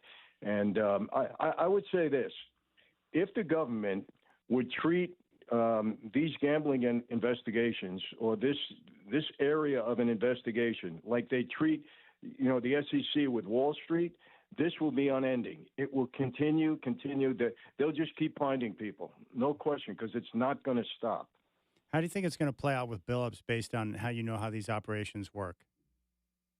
Well, again, understand this is gambling. I mean, this isn't, God forbid, murder or something like that. You got 33 people, I think, that were indicted. 25 of them at least, maybe more, are going to go in. They're going to take a plea. They're going to make a deal. Who's going to cooperate? I don't think you're going to see heavy sentences here because, I don't think so. Unless something else occurs here, I don't think you're going to see that. But listen, careers are ruined, reputations are ruined. And who knows, who else is going to be involved? Because when law enforcement sits you down and say, hey, I want to know anything else who else is involved in this? What are the players? Where is it going to go? Somebody had asked me, well, I shouldn't say that. The attorney for Chauncey Billups said, what the government did here was so horrible. They made Chauncey do a perp walk. They arrested him at his hotel. He would have surrendered. Why did they have to do that? And I wanted to tell the lawyer, give me a break. They live for this. They arrested Chauncey Billups they live to make headlines like this. This is how careers are made. Of course they're going to do that. They're not going to let him walk in the back door and nobody's going to know about it. This is a big deal, and they want the credit for it. Yeah. We're talking with Michael Franzese. Your book, Blood Covenant, back in the day was a game changer for me. It changed my life. I love your story. And I remember you saying once, I think it was even in the book, where when you first got out of prison, that you would alter your routine each and every day because you were trying to protect yourself and your family. Do you still do that today? Do you still mix up your routine? No, that heat is gone off of me. The bottom line with me is that, when I walked away from that life, everybody naturally assumed that I was going to be cooperating with the government and that I'd be testifying against, my former associates. Because you got to understand, I knew a lot of people, and I was in that life for, 20 years. I mean, I knew a lot of things. So people were worried. And the FBI putting pressure on me at the time, they were putting my name on the witness list of trials that were coming up in New York. So even though I was telling people, don't believe that, I'm not coming in, they didn't believe me. And then the trials keep coming up. I don't show up. And then the feds violate my parole, put me back in prison. And people are saying, wait a second, this guy isn't hurting anybody. He wants out of the life. That's bad. We don't like that. But the heat went off of me over a period of time, and I don't have any issues right now. I have the same issues that any other high-profile person has. You got to watch for crazy people in the world. But other than that, I'm okay. No, that's good. Didn't you do some of your time in Sheridan, Oregon, which is just outside of Portland?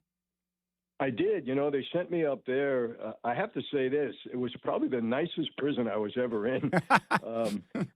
I really mean that. And my family liked visiting me there because the guards were so nice. It was a new prison when I got there. It was only open for a couple of months. And the correctional officers hadn't learned how to be mean yet. They were really nice.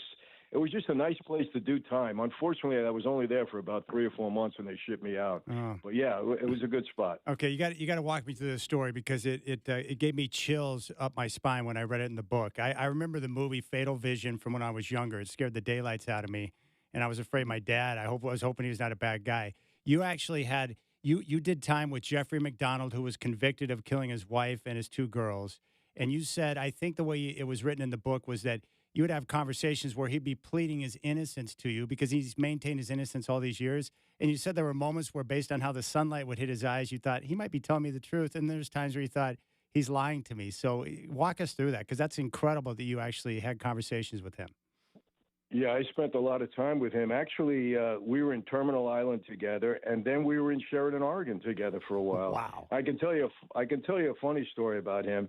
He was a very astute, very smart guy, and he would go over his case with me because he knew that I've been around for a while in the legal system with all the trials I had. So he would talk to me, and he sounded very convincing. But then one thing happened.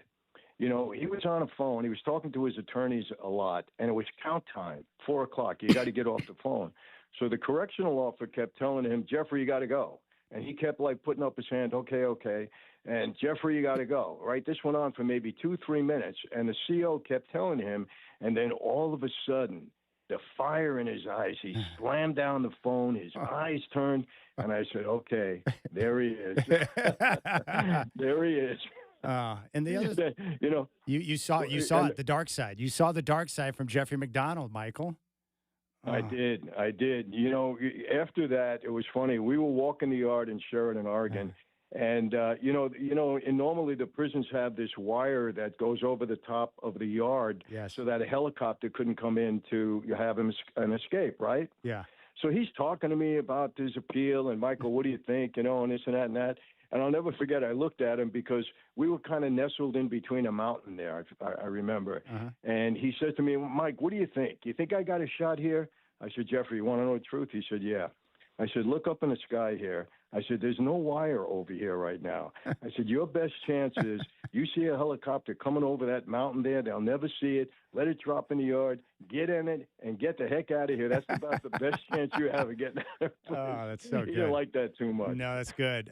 One final thought. I think the part of the book that hit me the hardest was because you were a guy who had, in the life, you had great success. You were wealthy and, you were flying private jets, all this stuff. But you said that when you finally were put in prison and that gate shut, that you felt, and for someone like you who was used to having power, you felt hopelessness, which you said crushed you. And you're a man that needs evidence and stuff. So you said a prison guard slid a Bible to you, and then you started going through the process of reading the Word, and that's what began the change in your life. Is that how it went down?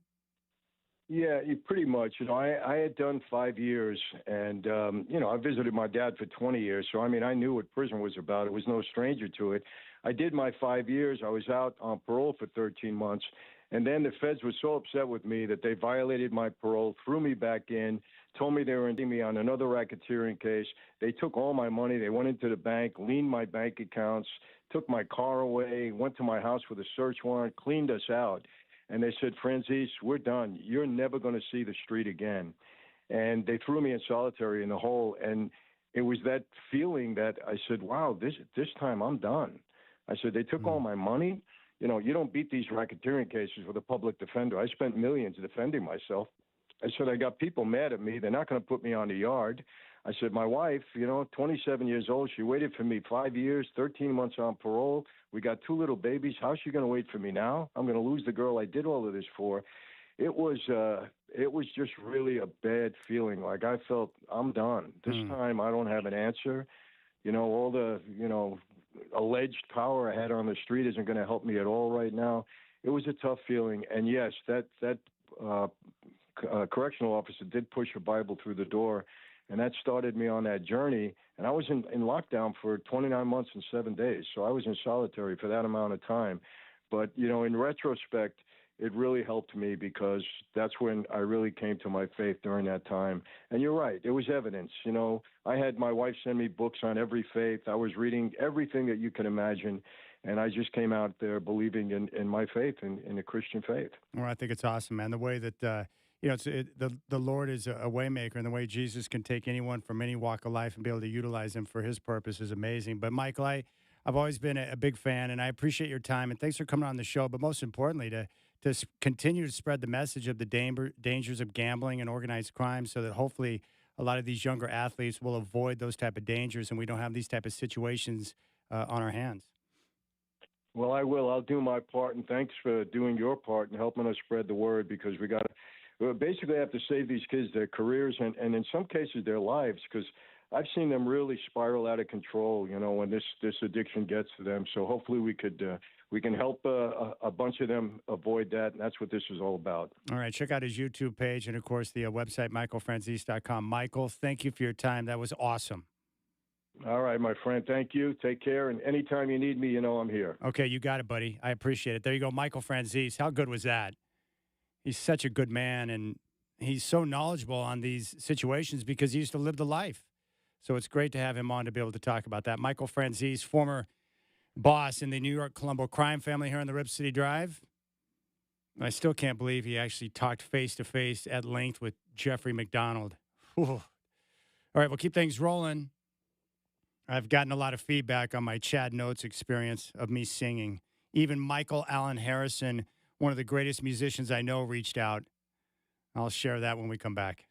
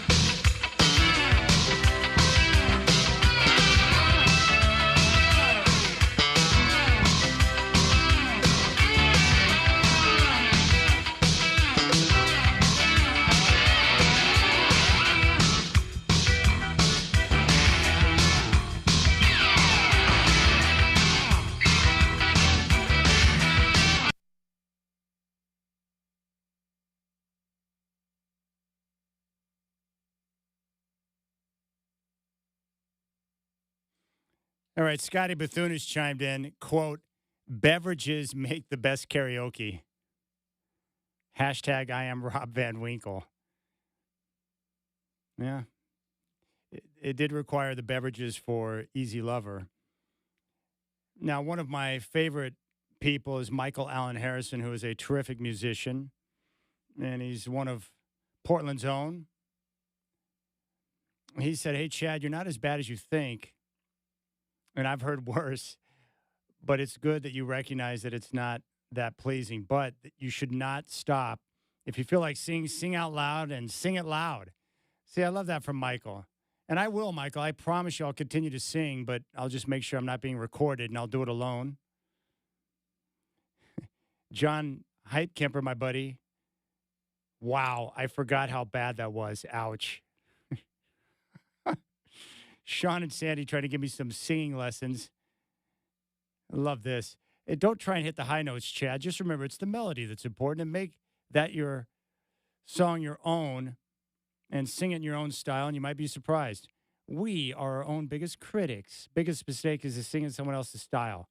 Find your own style and stay in your lane. You're the man. I don't have a style. I don't have a singing lane. All right, when we come back, it's ticket time. Trailblazer Ticket Tuesday, your chance to get a pair of tickets for the Nuggets and Trailblazers coming up on Friday. We'll do it next. Also, a big thanks to Michael Franzese for joining the show. Alex Brink coming up at 5:20. We'll do Trailblazer Ticket Tuesday next here on the Rip City Drive.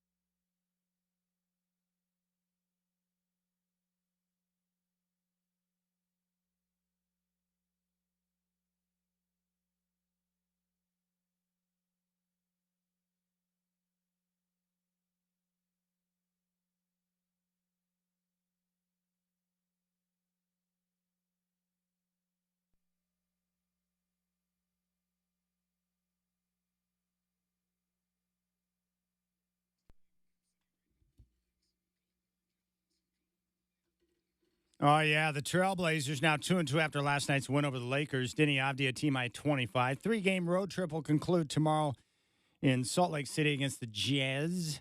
Tip-off at 6. Chris Burkhart's got game day at 4 right here in your home of the Blazers, Rip City Radio 620.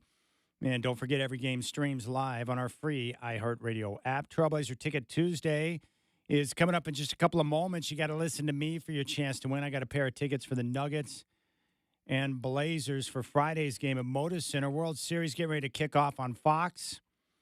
After last night's 18-inning classic, the Dodgers lead that series 2-1 after Freddie Freeman's homer. Bieber and Ohtani, your pitching matchup. Ohtani last night, 4 hits, 2 homers, 3 RBIs. He'll be on the bump tonight. According to reports, the same year Terry Rozier was accused of manipulating NBA games, the IRS had an $8 million tax lien on his crib. Alex Brink coming up at 5:20.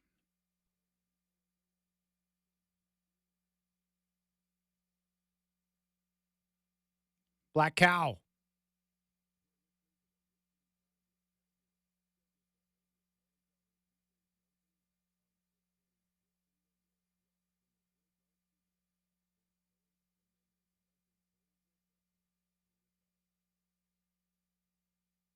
Yeah, crank this, Shacker.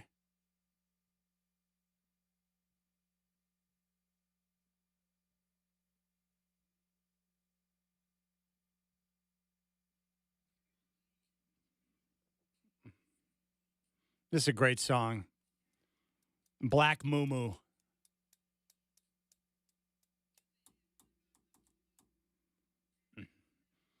I know it's probably not appropriate, but my daughter and I refer to each other as cows when we steal each other's food.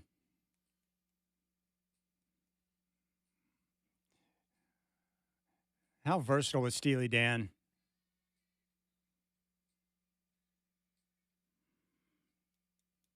That is the title of the song. This is Black Cow, or no? Yeah, Black Cow. Mm-mm-mm.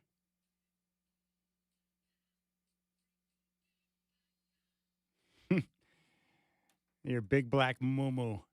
I was eating, my daughter always gets these berries, blackberries and raspberries from Trader Joe's. And I like berries. And the problem is I cowed a bunch of them because she gets them for her lunch. But I went overboard and ate too many of them. And so she comes in, she goes, "What are you doing? You ate all my berries, you cow!" And we started laughing. I love berries. And I was like, well, it's not like you eat the lunch you take to school anyways, because I keep getting notifications that I got to load up your account again. I think last Friday was negative $50. I get notifications like every Friday or every other Friday. And I'm like, what are you doing? And so she finally came clean. And what she's really doing is she's got friends whose parents won't allow them to drink soda at home. And so what they do is that they use Kaylee's account number at school, and they charge up a bunch of like sodas on her account because they know I'll pay for it, and that it's a way for them to kind of go undercover on their beverage consumption. I just told Kaylee, I was like, look, I'm washing my hands of this. I don't like it. I don't want to be a part of this. I don't want to get yelled at by a mom because I'm allowing their daughters to drink soda. Oh, don't worry, Dad. No one's going to find out. Anyways, that's what's going on there. So she takes lunch, but then charges up a bunch of crazy stuff on the account that I have to pay for. Yeah, you know, money grows on trees. Who cares? I never understood. You never understand why your parents said what they said until you have kids, and you're like, oh, that's why they said that. That's why they didn't want me to do that or say that or go here or do that. Because they were just trying to protect me. You know, you think in the moment, like, my parents don't want me to have fun. They want to ruin my life. But then you realize, like, no, they're just protecting you because they know you're an idiot and that your decision-making at a young age is flawed at best. Anywho. All right, 503-248-0620 is the telephone number. We got some tickets to give away. I don't know how I should do it today. I feel like the Blazers games, like this Nugget game's it's kind of a high-target game. If I just give a phone number, that makes it too easy. I don't know. Should I do trivia? Should we do a name that tune? Name that black cow? I don't know what we should do. I got to think about this for a moment. Should I make it easy and be nice or make it a little more challenging? Also, look out. Halloween's on Friday. Just prepare yourself for the freakery you're going to see at the workplace. I was down at Spear Mountain on this past weekend. I'm not even joking about this. And this was on like a Saturday. So it's like a week ahead of Halloween. And there was a guy, and of course, I'm not thinking, I'm just like, I see weird people all the time. So I'm like hanging out doing the announcements. So I sit down in this cushy chair in this sports book. I just watched some college football games in between my announcements. And this guy sits down right next to me, and he's got like a robe on. And of course, I'm thinking in my mind, like, what are you, a freak? Are you a weirdo? Why you got a robe on and then no shirt? So he had like pants and a robe, and like his chest was right there. Not something I really want to see in the, mid-afternoon on a Saturday. Some dude in a robe with his chest in public. It's troubling. But, we see weird things all the time. So anyways, I'm just sitting there minding my own business like normal. And finally, the guy leans over. I knew it was coming. I knew he was going to say something to me because of course you are, because you're wearing a robe with no shirt underneath in public around other people. Of course, you're going to try and strike up an uncomfortable conversation. So anyways, I come to find out this guy, he leans over. He's like, why are you holding a microphone? And he goes, are you the guy making the announcements? I'm like, yeah, that's why I'm holding the microphone. I didn't say it like that, but I'm thinking, yeah, that's why I got a microphone. How many people do you see walking around with a microphone? Yes, I'm the guy making the announcements. And he's like, you guys should do a best, costume contest. I'm like, why is that? He goes, well, can't you see what I'm doing right now? I've got the robe on. I'm Hugh Hefner. I'm like, oh, that's why you're wearing the robe. And he had like a fake cigar that he put in his pie hole. And I'm just looking at him like, I don't know why you're talking to me right now. But he's got the robe on. He's explaining how he's Hugh Hefner and how we should have a Halloween costume contest at Spirit Mountain Casino. And I said, well, isn't Halloween on Friday? He's like, yeah, but it's the weekend before. And I'm like, I know, but it's not Halloween yet.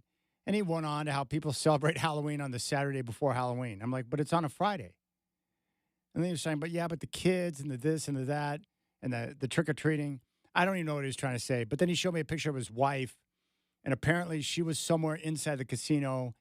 And he explained to me, after showing me the picture, that she was Julia Roberts from, what's that movie where she's in with Richard Gere? Yeah, Pretty Woman. And she had like the wig and everything. She actually looked pretty good. I didn't tell him that, but the wife looked good. The costume was nice. I don't even know where I'm going with this story. Guy was wearing a robe with no shirt. And then went on. It's almost like he knew that in my mind I was thinking that he was a weirdo, so he had to make sure I understood that he wasn't just dressing in a robe, that he was actually Hugh Hefner a week ahead of Halloween. So just be aware of those type of people in the workplace coming up at the end of the week. All right, I'll just make it easy on you. We'll make it easy. How about the first caller to say trick or treat? No, I don't want call me. No trick or treating. I mean, I've got a couple of good. Okay. Here it is. No, because if I give a trivia question, you guys will just cheat and go Google. You go to Rabbi Google and get the answer, and then you call in. 503-248-0620 is the telephone number. Are people cheating right now? They're trying to call in ahead of time? All right, this is what we're going to do. We'll go caller. No, I'm not. No. I'm not asking you to call yet. Hang up. All of you, hang up now. The phone line's just lit up like a Christmas tree. No, hang up. I'm not going to give out the number until you guys all hang up. All of you. Shame on you, cheaters. I know how to do that. Just block out all the phones. Block all. See ya. There we go. I just blocked them out. See, I'm protecting you from yourself right now. I just blocked them so you can't call right now. What do you think is a good number, Shacker? What's a good number? We should. Ohtani reached base 9 times last night. We go number 9. You got any numbers at the top of your head right now? Bo Nix is his uniform's number 10. Yeah, number 10. That's a good number, and he's coming off a big-time performance against the – how about them Cowboys? All right. We could do a combo, 10 and 9 to equal 19. I think that's a good idea. 503-248-0620. Call now. Number 19 gets a pair of tickets for the Nuggets and Trailblazers on Friday at Moda Center, courtesy of your Portland Trailblazers and me. 503-248-0620. Caller 19. Fire away right now. 503-248-0620. I want to hear from a Trailblazer fan. Caller 19. Do you like defense? I want to hear from a Tiago fan. 503-248-0620 is your telephone number. Fire away. Show me your Trailblazer tickets.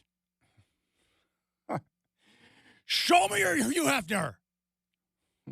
Excuse me, sir. Are you wearing a robe with no shirt in public?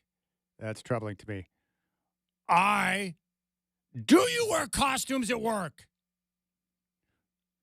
Fire away. Reaction. 503-248-0620 is your telephone number. Do you like basketball? There you go. Shohei Ohtani's currently on the bump. Getting all warmed up. 503-248-0620 is the telephone number. Tickets for the Nuggets. And don't forget, look, I'm here to help people. Every Tuesday between now and the end of the Trailblazer season, you will get tickets. Trailblazer Ticket Tuesday for every game. And I love the Trailblazers, and they were very kind, as usual, to assist us in making sure that you're taken care of. Because together, we care about people. 503-248-0620. We get a winner, Shaq Daddy? Shaq Daddy. Michael Shacker. We got it. Yeah, winner. Yes. Yeah, we're doing it. 503-248-0620. All right, there you go. I think Sean and Sandy called my phone by mistake. He called the wrong number. You cannot call my cell to get the tickets. And I'll do some, I know a lot of people listen on the app get pissed. I will do some different things for app and for using the TalkBack button throughout the course of the year so you can get tickets. That way we make it fair because life is fair, or it should be. And there you go. But if you're wearing a Hugh Hefner robe around public with no shirt on underneath and a fake cigar, I'm not giving you tickets, okay? I got simple standards in life. Can't be a weirdo. Can't be sitting around in a sports book with a robe on with no shirt underneath. I don't need to see that. All right. Alex Brink, former Coug, now with E4 Sports, is going to join the show. We'll talk to him about Coach Akey down at Oregon State. He was Alex's defensive coordinator when Brink was the quarterback at WSU. So we'll talk with him. I want to get his take on a couple of matchups this weekend. Tyler Shuck is going to start this weekend for the Saints. How do you get him in a position to have success? And we'll ask Alex, too, what was he told about the dangers of gambling and organized crime when he started out at Washington State? Did they do anything like that? I know in the NFL they got the rookie symposium and stuff. So we'll get some details from Brinkster on that as well. Right now, 1 out, no one on, no score, and Shohei Ohtani just struck out Vladimir Guerrero Jr. Isn't it amazing to watch Ohtani? Like last night, he basically dominated the game. He was so hot that the Blue Jays just refused to let him swing a bat, and now he's on the bump pitching. And remember, I was the idiot that was like, whoa, yeah, I don't think I'd let that guy pitch. And then I see him pitch. I'm like, yeah, you should probably let him pitch. It's just amazing that he can do what he does. Like no one should be able to do what he does, and yet he makes it look easy. But it's not easy. And I'm just, you watch certain athletes, you're kind of like just, your mouth is agape, and you're like, whoa. All right, we'll come back. Alex Brink, 503-248-0620 is your telephone number. You can reach out to me if you want. Alex Brink will join the show, and we'll hear from Brink. 2 outs, no one on, no score, top of the first at Dodger Stadium. I'll keep you up to date throughout. Brink is up next.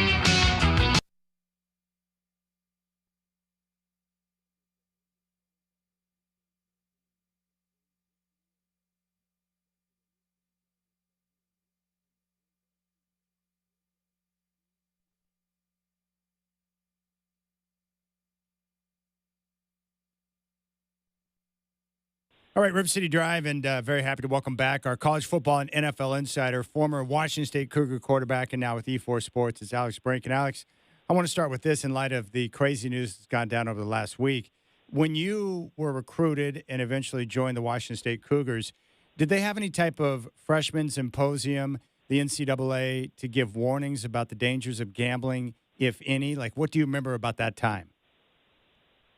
Nothing in college. Obviously, like, legalized sports gambling wasn't a thing in the way it is now. And when we went to the NFL, there's a big rookie symposium that all the drafted athletes go to. I don't know if it's exactly the same now, but there was a big, there's a pretty big chunk there on, it was kind of all wrapped into, the financial side of things and, security and all that. So I do remember that from the NFL, but nothing college-wise.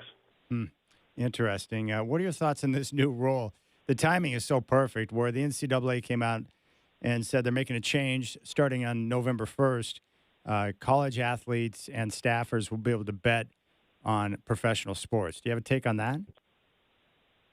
I mean, I think it's all a slippery slope, but look, like we jumped that shark a while ago, right? Like we're kind of way past that. So, I mean, I think it's one of those things where, they probably, the NCAA that is, they want to avoid what would be considered maybe a, scandal, quote unquote, if there was some sort of, gambling on on pro teams. So they just get out ahead of it and make it not a thing. At the same time, I think I saw, various quotes over the last few weeks and last week or so with all the news going on. It's like we said, like there's just if you're an athlete participating, there's just no reason to be doing it. Like just stay away from it, right? And for a number of reasons. But I don't know. It's all a very slippery slope. Yeah, I agree. It's very risky, and I would say that's the best advice. Just stay away. There's no need for it. Stay away and avoid any potential danger that could come your way. Now, I wanted to ask you about a guy who I had a chance to talk to one-on-one for the first time,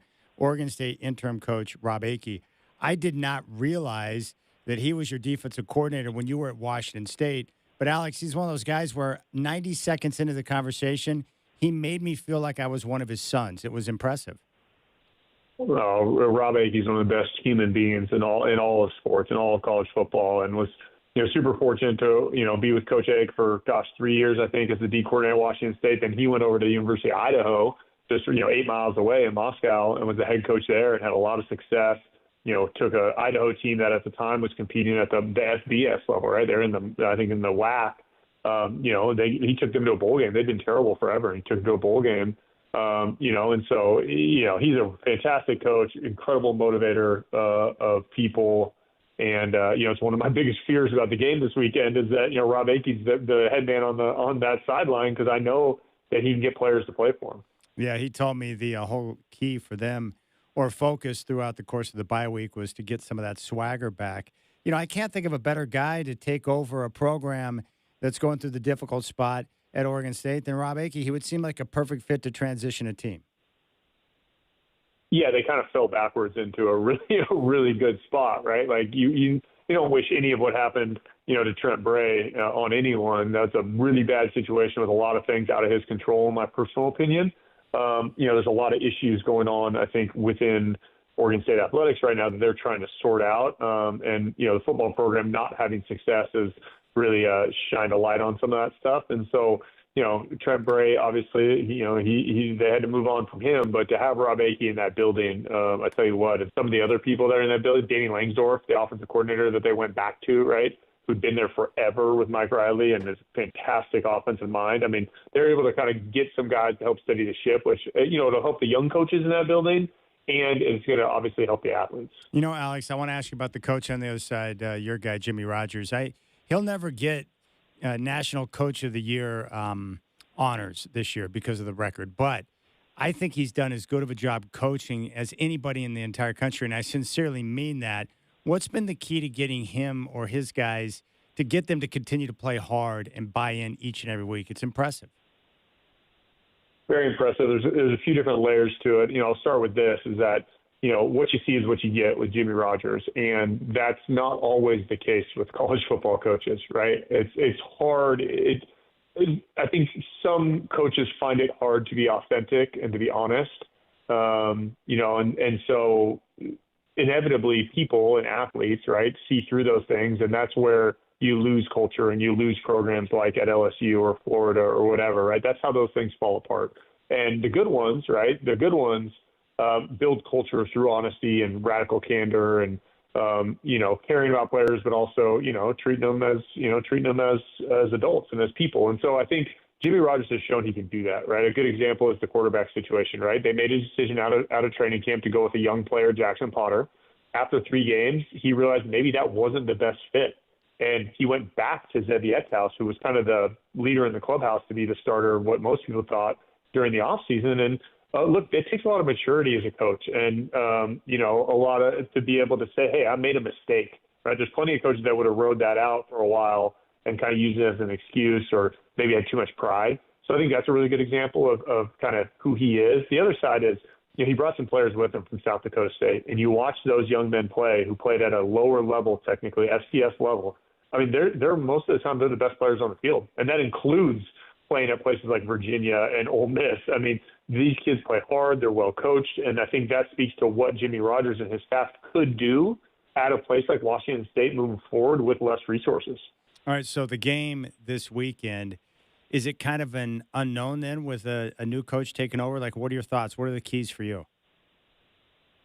Yeah, I'm really nervous about this game, right? It's kind of the old wounded animal, backed into a quarter deal. I mean, Oregon State's had obviously a really tough year, but they've had moments that have been bright spots, right? And they've had games where offense and defense have been good, but the special teams are terrible because of injuries and, inconsistency. And then quarterback play has been a challenge at times. And, they haven't been able to put it all together.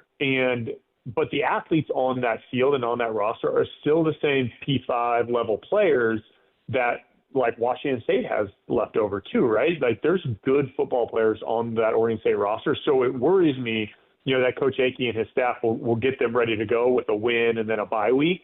Washington State has to stop the run, right? Oregon State's, as usual, if Anthony Hankerson gets going and those backs get going, they can be really dangerous offensively. I like the receiver group, but it'll take pressure off the quarterbacks, whether it's Malik Murphy or Jabari Johnson.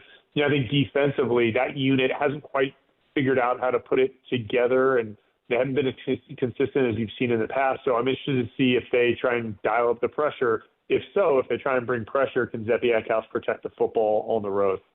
We're talking to Alex Brink, a former Washington State Cougar. He's now with E4 Sports here on the Rip City Drivers, our college football and NFL analyst. So Brian Kelly gets fired at LSU.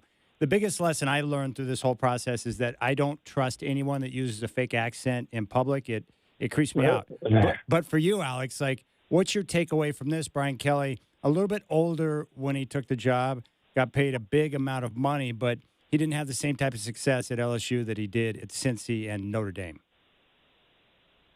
Yeah, I mean, again, I think the world changed very quickly for a lot of coaches over the last, 2, 3, 4 years.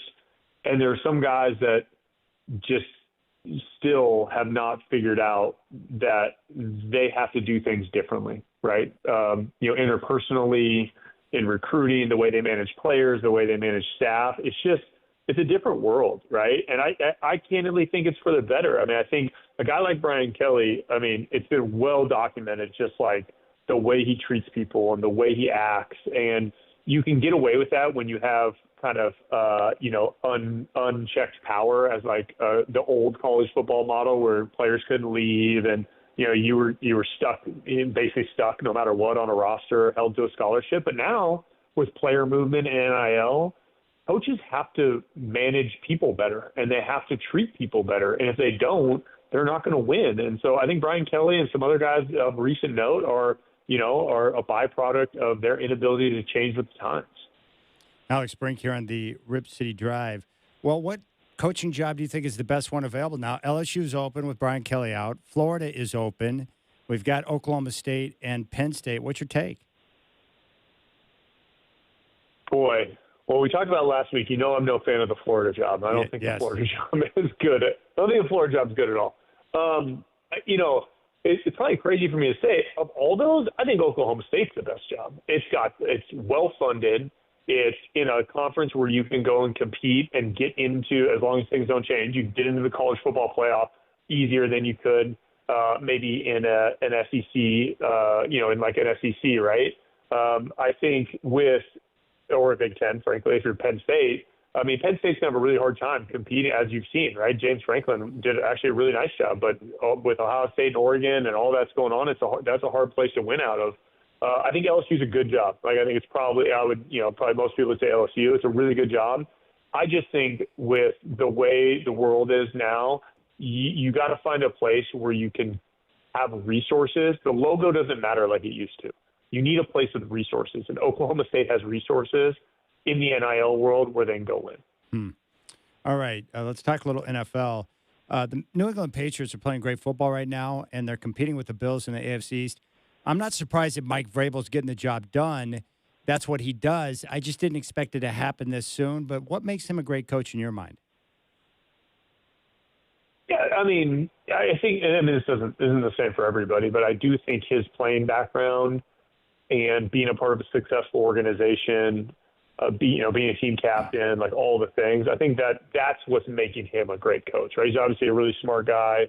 He seems like, again, I don't know Mike Vrabel at all, but from his experience in Tennessee and seeing him transition to New England, he seems to have a really good, again, like kind of feel for people and organizations. And at the NFL is what college is, right? Has become, where you kind of have to be able to be straight up with these professional football players, these grown men, and you have to be able to be so straight up with them that they understand that you are doing what is best for the team first, but also to help them get to that point, because in the end, the team's only going to have success if the players have success, right? And I think that's where Mike Vrabel does a really nice job of, you can tell, like, guys in that room, grown men in that room, really respect him and play hard for him and buy into what he's doing. So that, and look, like when you hit on a quarterback like Drake May, right? I was a fan of Drake May coming out of college. Like, when you hit on a quarterback, that changes the trajectory of any head coach. Oh, that's amazing. Alex Brink here on the Rip City Drive. Tyler Shuck, I know you're familiar with him. He's going to make a start this weekend for the Saints. What's the key to putting him in a position to have success? Yeah, I mean, they got to find a way to establish the run. I mean, that sounds like a lot of coach speak, but I mean, I think. Well, not enough coaches do it, Alex. Not enough coaches are doing a good job of establishing the run. Good point. Yeah, the Saints are a few years away, right? So, Spencer Rattler kind of got thrown to the wolves a little bit.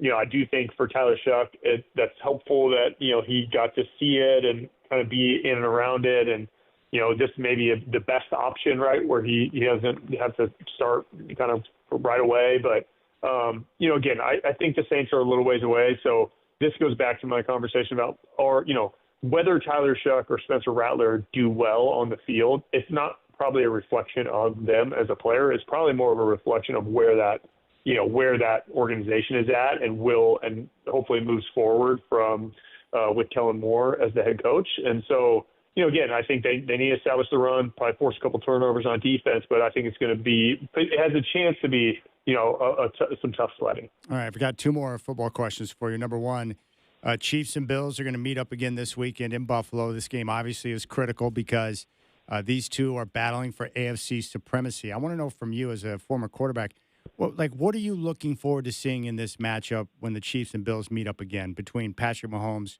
Josh Allen? What are you going to be paying attention to? Yeah, the thing that I look for, like when I'm watching these games, is there's always these third down plays, like kind of in the middle of these games that seem benign, right? Like one team's up 14-7, and somebody's got a 3rd and 6, right? And on the 40-yard line, and it just seems so simple, or not important, I guess I should say. And then one of these quarterbacks or one of these play callers calls a great play or makes a great play, and they convert the third down, then they go score. And then all of a sudden it's 14-14 and we're rolling, or it's 21-7. And and that's what I like to look for, is that game within the game. And oftentimes it's those like third downs, somewhere in the middle of the game, middle of the field. You don't think it's that important, but it changes the trajectory of the game because they just one of these guys makes such a spectacular play. And it's usually not one of the ones that's for a touchdown. I love those type of plays, and you're right. A lot of times they don't get the attention they deserve. Okay, so I was watching the Broncos annihilate the Cowboys this week, and I enjoyed that immensely. And by the way, Broncos ran the ball. They were ahead of the chains, and guess what? Bo Nix had options downfield. It's pretty amazing how that works, but that's not the point. So he's at the line of scrimmage, and he's getting everyone set, and I hear, alert, alert. And that's something we hear every weekend, and I want to know what is going on when the quarterback says, alert, alert. Could be a couple different things. Sometimes they're alerting like some version of either a defense or a pressure that they either talk about or they expect on that down, right? So, he may be saying alert, alert because he thinks somebody's going to blitz, and that would tell if that guy blitzes, that might tell a receiver that he's either changing his route to be the hot route, which means like the guy I'm throwing to if I get pressure, or it's just alerting, again, whoever the person is that should be expecting the ball, like it may be coming your way because of blitz, right? That's one. It could also fall in to the bucket we've talked about before about kind of when they say, can, or something like that, which is flipping the play, right? You could alert to a different type of play the same way you can a play in the huddle. One thing we noticed, like Aaron Rodgers, John Elway, like these quarterbacks, a lot of times will say the same thing, like a certain color and a number. Like I think Elway's was always red 85. I think Rodgers is like 318 or something like that. But green, green 18, green 80. So what is that? What is that? Because they say the same thing before every play. Yeah, so that's the snap count. So the snap count is some version of set hut really fast. So they'll go set hut, and then it's color number, set hut. And so everybody knows that like that's like your base cadence. And then if I had on 2, I would be like set hut, wide 80, set hut, hut. So that's on 2. I could say like the other way alert could come into play is if I need to snap the ball. Like say the play clock's running down, alert, set hut, and then I'm just snapping it right now. Oh, okay. Green 80 or white 80, color number, those mean something. So if you hear them saying the same thing all the time, that means nothing. But then lots of times systems have like red changes a play, right? Red changes a play, blue changes a play, like something like that. So the color number means something. It's usually a different, right? Like they'll say the same thing all the time. Then one time they'll say red 80 or red 40, and that means something different. Gosh, I love that. I have VHS tapes of Joe Montana. He used to say sometimes black 59 Razor. I had no idea what it meant. I just assumed it meant that he and Jerry Rice were about to F somebody up out there. Yeah, that's exactly. Generally, that's what. If you hear it change, it means the quarterback knows something's happening, and he's probably got a beat on the defense. Oh, it's so good. All right, you're doing great work with E4 Sports, and I'm excited about it. But thanks to you, one of my favorite interviews ever was Brian Henniger, a former PGA pro, who is a terrific guy. But he's, leading up the golf farm with you guys. Talk to me about it. Yeah, well, super lucky to meet Brian Henninger at the Golf Farm about 2 years ago now, which is based in Tualatin. The Golf Farm is really was a passion project from Brian Henninger, who former PGA Tour player, 2-time winner. He was the 54-hole leader at the Masters in '95 with Ben Crenshaw. I mean, just one of the best teachers. Actually voted Golf Digest best teacher in Oregon just recently. And him and Amy Simonson, his partner over there, are fantastic coaches. The Golf Farm's 3 indoor simulators, putting green, all the things you need, a gym. If you are a golfer that's looking to improve in the Portland metro area, you got to go check out the Golf Farm in Tualatin. If you're in Bend, you happen to be, we have a location in Bend also. But for those in Portland, go check out the Golf Farm, thegolffarm.com.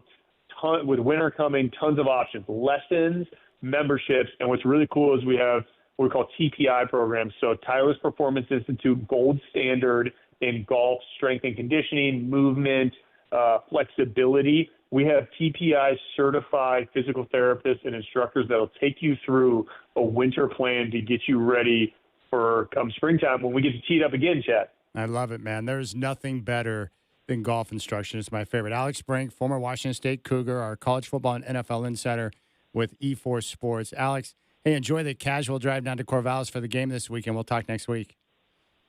Easy money. Looking forward to it. Thanks, Chad. I always love my conversations with Brink. No score, bottom of the second in Los Angeles, Dodger Stadium.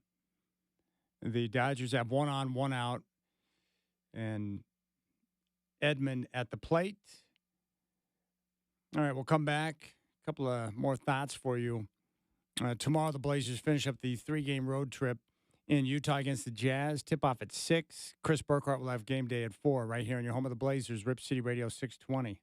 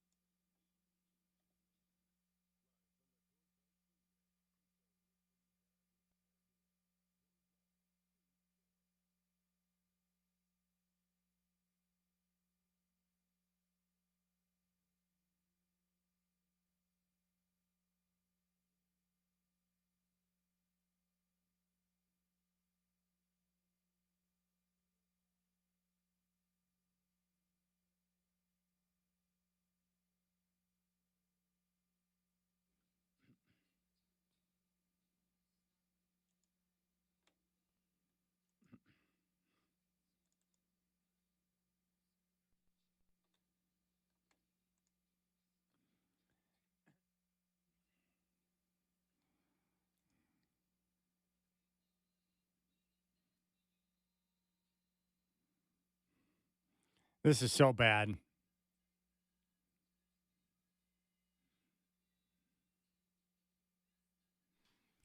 I don't know what Shacker's trying to do to me right now, but this is some really bad crap.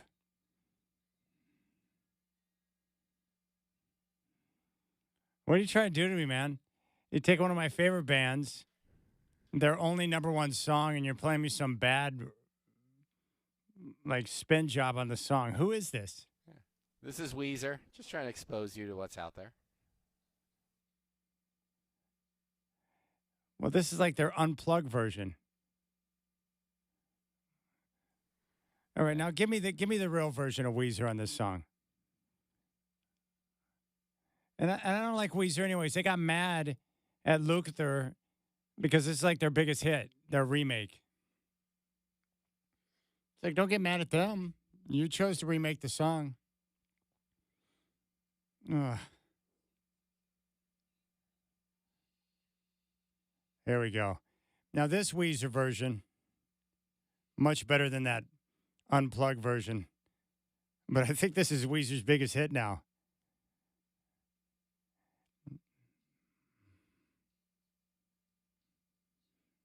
Yeah, this is better. The unplugged version, not so good. I just love the story on this song. I think it was Lukather, who, by the way, is like one of the greatest session musicians and guitar players of all time. And one of the lead guys for Toto for years.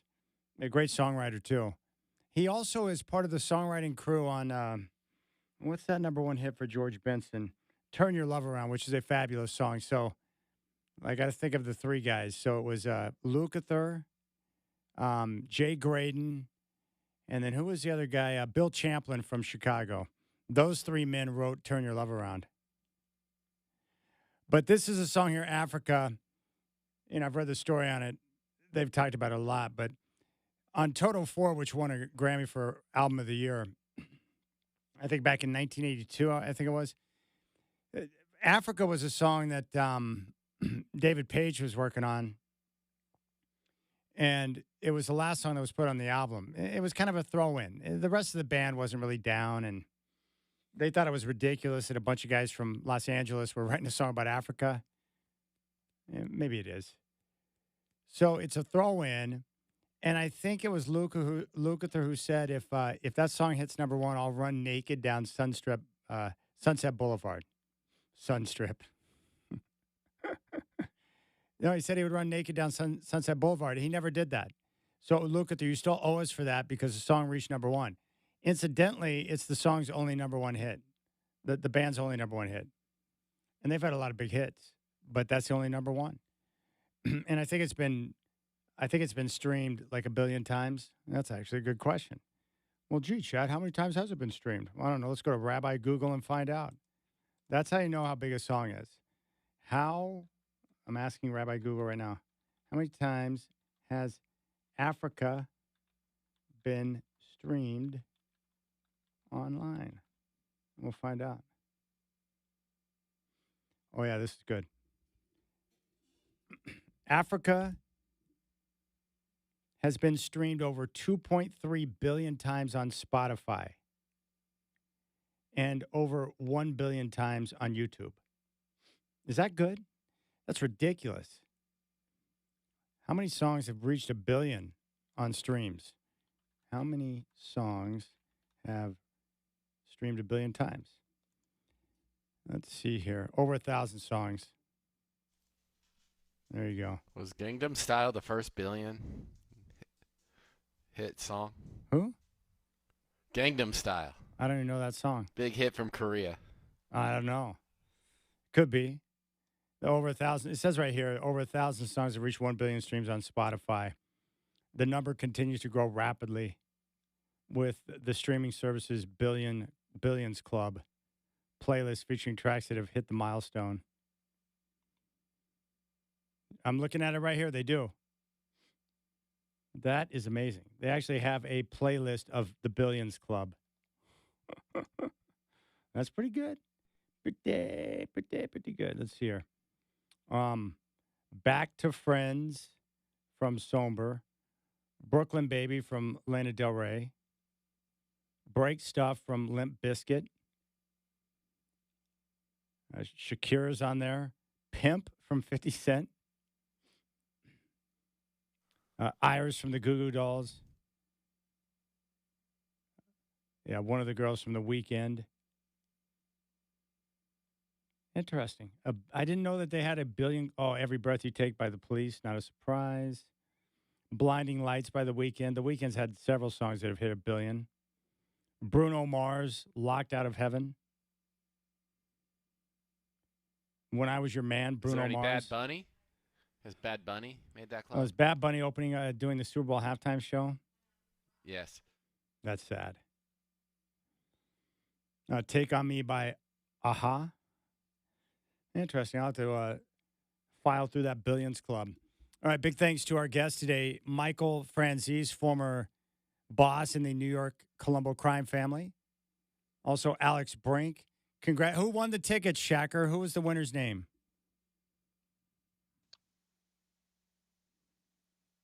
Oh, he doesn't know. Oh, we got to go. I'm talking too much. All right, tomorrow, tip-off at 6. I'll have Rip City Drive at 3, game day at 4, Blazers at the Jazz. Good night.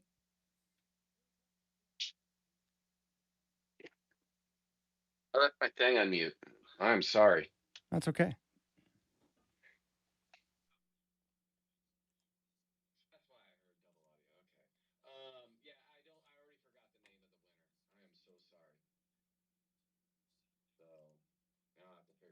Little off my timing, but it's whatever. Reported show, and then it's a Kraken game at 7. We're actually airing the pregame show, so I'm gonna have to tweak the timing a little bit.